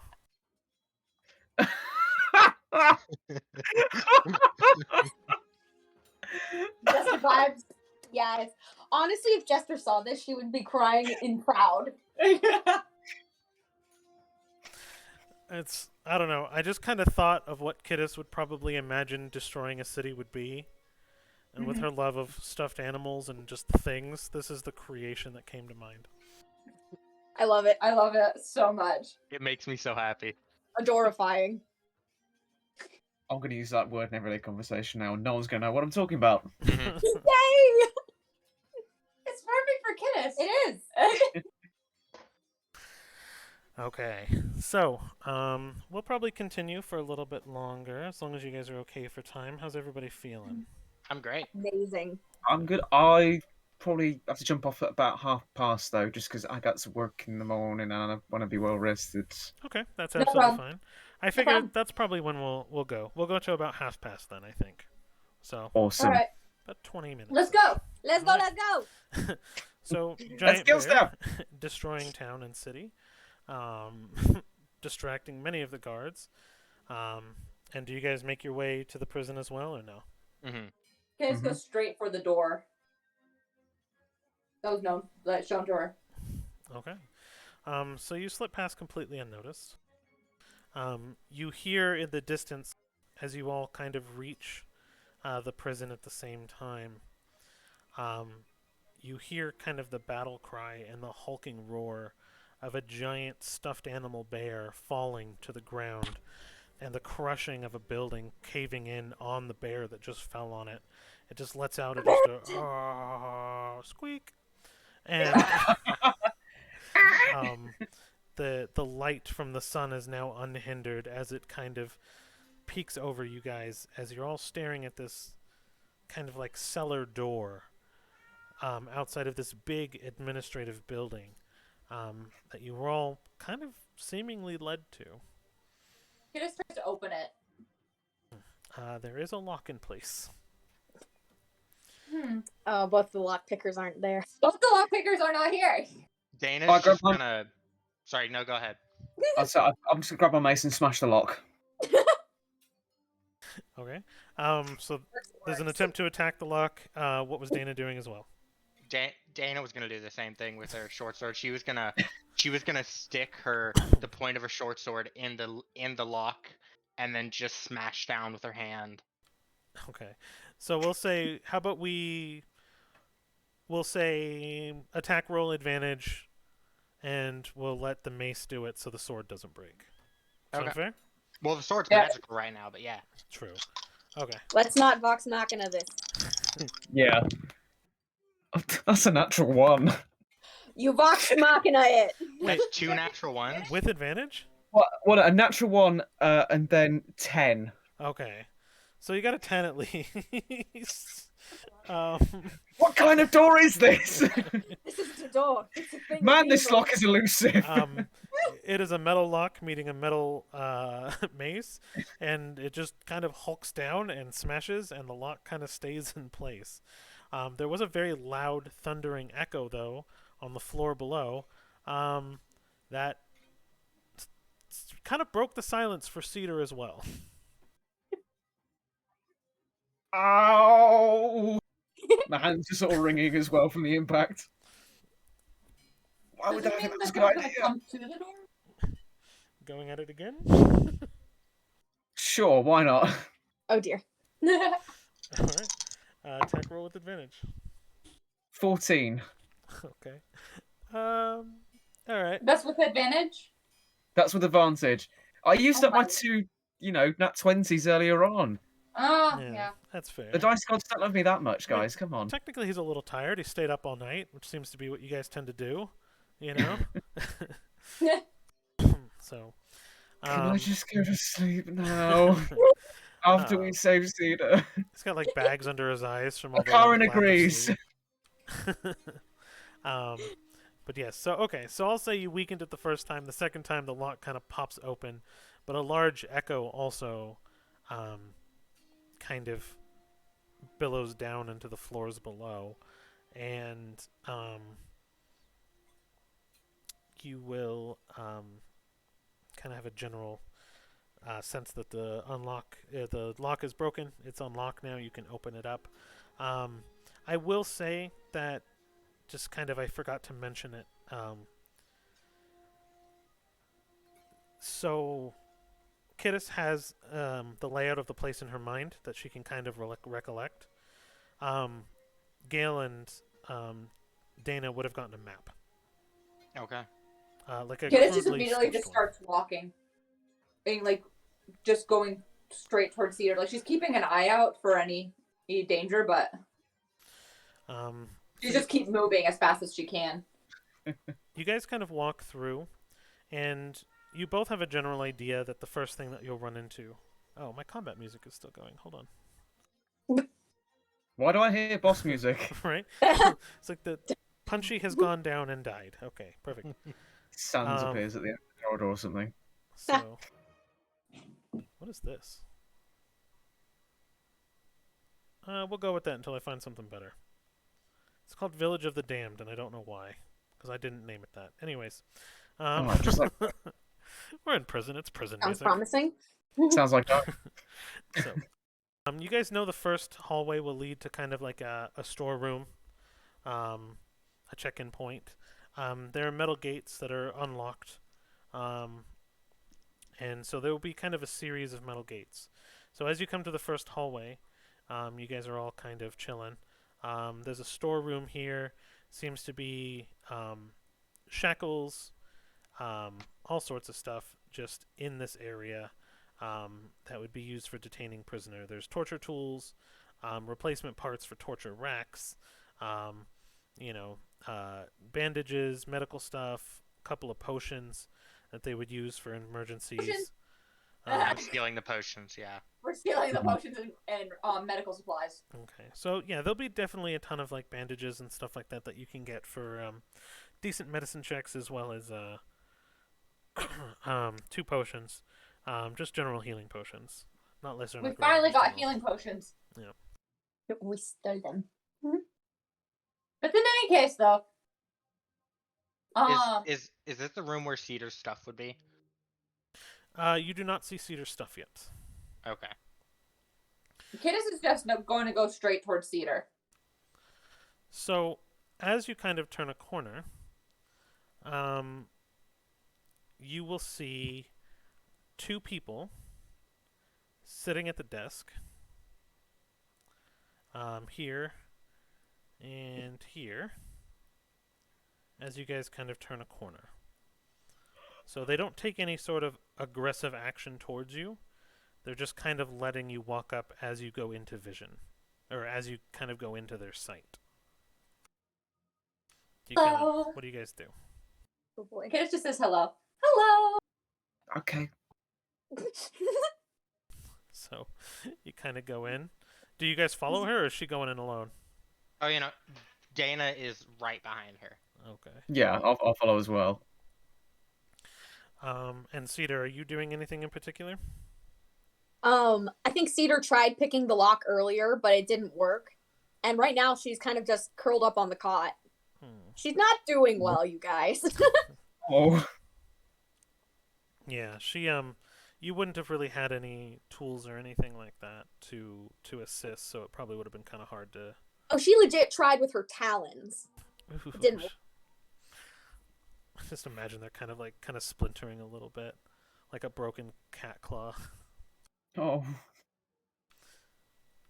Probably a few little cuts from the metal. But in any case, though. So, you walk up, and so there's bars in front of you, and you hear a buzzing from the bars themselves, and one of them kind of ushers you in, like, get over here, kind of. Hello. All right. So the bars behind you close. Do you all kind of file into the room? Yep. Okay. Yeah. So what brings you guys in? Here to pick up a prisoner. Pick up a prisoner? Which one? I believe there was an Alan that was picked up yesterday. The one that came in last night? The one for murder? Yes. And they kind of look at each other for a second. Well, she was in for murder, right? I recognize that. Well, she was in for murder. Typically, they go up to the gallows after their trial. They just kind of go upstairs. It wasn't told that they were being picked up, and they just kind This of. is a very special case, darling. Oh, yeah. You murdering a magistrate daughter normally is. Mhm. And he just kind of laughs. I don't think I can let her out though. I just need. That's a problem. Because the thing is, Shaylee has had this other ideas. And their face kind of drops the moment you say Shalius. And what other ideas would that be? Well, she's wanted for many other crimes. And the thing is that those crimes, I'm so sorry, take precedent. Look, we split the bounty on her with Shalius. $5,000 each. All right? She was caught for murder. We already split the bounty. He better not be trying to double dip. She has to go up to the block tomorrow.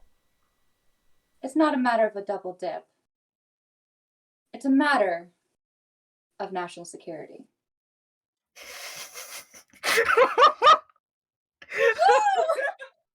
Why do I picture just like the mirrored glasses? National security. Yeah! So I guess we're gonna have a deception versus insight check going on here. Oh, she's learning from her mama, walking with confidence. I'm imagining the start of like an episode of NCIS. Hey! Which I'm glad, because I got an 8 and a 16. And so the first guy looks like kind of paranoid. And the second guy, national security. What does that mean? Who's here? That's a need to know, darling. Look, I understand that this is obviously a big deal. I can't even take this seriously. I understand that this is a huge deal. I mean, national security, but still, I need permission. Look, I'm the low man on the totem pole here. Okay, I can't just release a prisoner. I mean, do you have? I mean, national security. Where documents? Show me. Yeah, show me proof. But the problem is I don't have the... Hold on. Right, never mind. No. I I had a strategy, but it's not. where did I put that stupid thing? Okay. Kiddish tries to reach into her bag and see if she can find like something random. If So- this cow pulls out a piece of cinnamon toast. What? Okay, so first off, Hey, a lost item. Okay. Oh. It's gonna be like, right, Let's it's the this next dungeon. day. Okay, so you're pulling a lost item out first. Okay, Yep. give me a D1000. Let's see. Rolling room. she's just like, yes, this is the perfect time. I'm gonna try. Oh yes. 924. 924. I'll just laugh if it's like a stuffed panda or something like that. National. Here's your proof. Yeah. Do you understand how important this is? Miss, this is a stuffed panda. What? It's like our version of Sir, this is a Wendy's. So you pull out a pair of marble chess pieces, one black and one white, that sole purpose is to magically argue with each other. I forgot I had these in here. I guess we're gonna have to go back to Shalius. Come on, Yeah, guys. he's not going to be happy about this. He wanted immediate expediting, but oh well. Was that Gale's attempt at deceiving people? Sure, why not? No, we're corrupting him. Let's roll a deception. We're corrupting. Okay, it's the a good- straight roll. Ha! Oh no. That's a 4. So you're I'm attempting sorry. to lie, and your wings begin fluttering so much because your deity does not want you to be corrupted. So your wings begin to kind of flutter, and that's way more of a distraction to these two men than anything that you had just said. So they're like, they heard the word Shalius again, but completely dismissed it because now their floor is covered in glitter. Look, I really don't want to go back to him, but Well, I need. Look, I understand, okay? Like, but we've already paid. I mean, national security. These are big words, all right? I know they're big.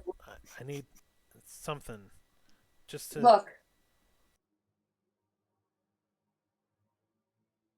I lost it, okay? I seriously.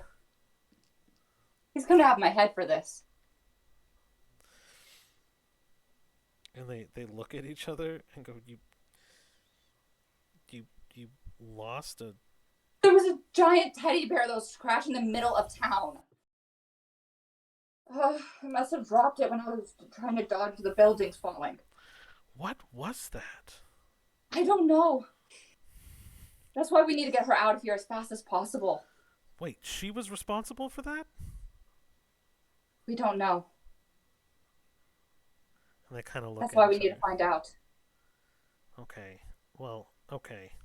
Look, I don't think I can let you take her, but if it's really as much as national security as you say, just will talking to her be enough until you can come back with what's needed? I think so. Okay. Look, you guys will have 5 minutes, okay? Just that bear was insane. I know. It broke my cousin's, uncle's, grandmother's, niece's flower shop. It's completely gone. It was absolutely insane. I can't believe I managed to make it through there. Wait, what about the cabbage stand? Cabbage stands? Not my cabbages. I love that stand. Dang it, Harry! Harry, I love you. Like the guard now doesn't even do an insight check. He's just so distraught over the loss of his favorite cabbage stand. Oh, he just loves cabbage rolls so much. he hits the buzzer and opens the other gate for you. I take it you guys know which way to go? Yes. You have 10 minutes. Just tell the person at the next desk that what's the password today? It's past midday, right? No, it's still morning. Okay, it's like, okay. Just tell him Shayla's bribed us 5k gold. Is that the password? That today. Yeah, we're not creative here. Just go. Figure out why All the bear right. attacked. And so you make your way down. You That run fucking into worked. a small administrative office. And there is another person there. I don't have another token, so I'll just put this one here for now. So I'm lazy. And you see him just kind of sitting. He's filing. And he kind of raises an eyebrow at you, just looking like a ragtag bunch. I mean, the only one that actually looks like who's kind of in one piece is Kiddis right now. Like, That bodes well Got for us. plastered last night and woke up this morning. and so what I want. So Dana's hasn't spoken yet. I'm assuming you're just kind of keeping an eye on things. Oh yeah. You called it out before. Go ahead and roll a general perception check for me. Okay.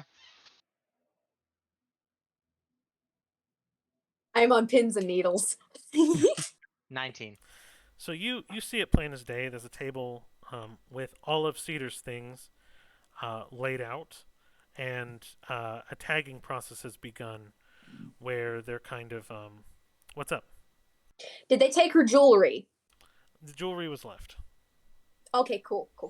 Yeah, that's about the only thing that was left on your person. Weapons, any sort of outward wear armor, things like that were taken, but like jewelry and clothing was left on your person. They have a couple of feathers that they plucked out too, that kind of fell off during transportation, that the Warforged kind of pulled out on accident. So they have those inventoried as well, and you can see they're starting to inventory all of her items.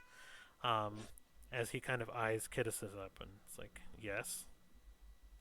We need to go see a prisoner. Which one are you here for? The Owlin. Okay. Okay. Why did the first two let you through? Because we need to interrogate her about a recent attack. Shaylee's paid 5K. Oh. Yeah, you Well. guys need new passwords. Well, I mean, we change them every day. That's just what happened today. And he kind of closes a drawer, and as he closes the drawer, you hear what sounds like gold coins kind of like shuffling around in there. And he's like, well, if you need to go, you have a couple of minutes, I'm sure. Going to be a guard rotation change here within the hour, so make your time, yes? You know where to go? Yes, we do. Okay. And so he'll motion to the door on the opposite end of the wall. Where are the thieves' tools?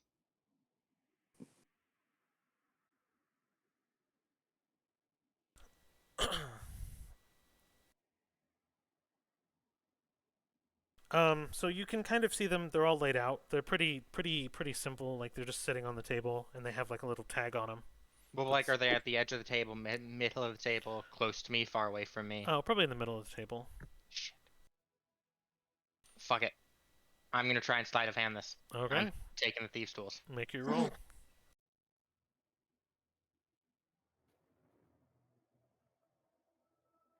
Oh. Unless you roll a 1, you probably got away with it. 11. Yeah, I rolled a 5. So he's kind of watching Kittis go by. He's checking out Gale with like the bulging in his back, probably. You know what I mean? He's like, "What is going on?" He's like, Hey, eyes up here, buddy. Yes. That's just enough that he's like kind of like nodding at you, like, "Oh, I just got caught staring." You know what I mean? That awkward moment. And Don't make me write you up, buddy. just you keep get written up and going, and he just like looks down at his disc, kind of in shame. And yes, so Dana brings up the rear as you guys make it over to Cedar. There are prisoners in every cage, but as you guys walk up, your eyes meet. Cedar, almost hands a little torn up, obviously from the scruffling and the arms. So What's up? she's like curled up on the cot, basically, like just laying there. Perfect. Your friends walk up. What do you do? I don't know if she sees them. Darling, we need to interrogate you about a recent attack. Shh. Okay. And she motions for Dana to hand over the thieves' tools. Yeah, she will. Okay. And I think that's probably a good place to end the session for now. I can't believe that word! Oh my Right. god. Even with my complete mess up of a lie right there. See, I was ready to just like I had the entire time I had blades at the ready. I was ready to just stab them in the throat and keep walking. I know. I figured you were half dead, right? Yeah. You had a foot in the grave already. You know what I mean? Half One point dead, of exhaustion. time. I was prepared to scare the ever-loving shit out of them. I could tell you were thinking about doing that spell, and I was like, oh boy, we gonna see it today? Yes, it's just all ready for murder. You don't always have to murder. No! Oh no, Sometimes you you fuck just with need a to party think. member. Everybody dies. We will Aww. turn into John Wick, like every single one of us, and we will come National for you. security, guys! National security! Security. I don't know love why. Our new fucking what's Scanlan's alter ego called again? Burt Reynolds. Yeah. I'm That's the calling new Burt it Reynolds. Black Power. Oh, All right. I will go ahead and Sorry, stop that the was the only stream. thing I could no, think that of. was amazing! I am so proud! Thank everybody I'm who so who proud! joined in today. But you guys have a good night. You And I'll go ahead and too. stop the stream.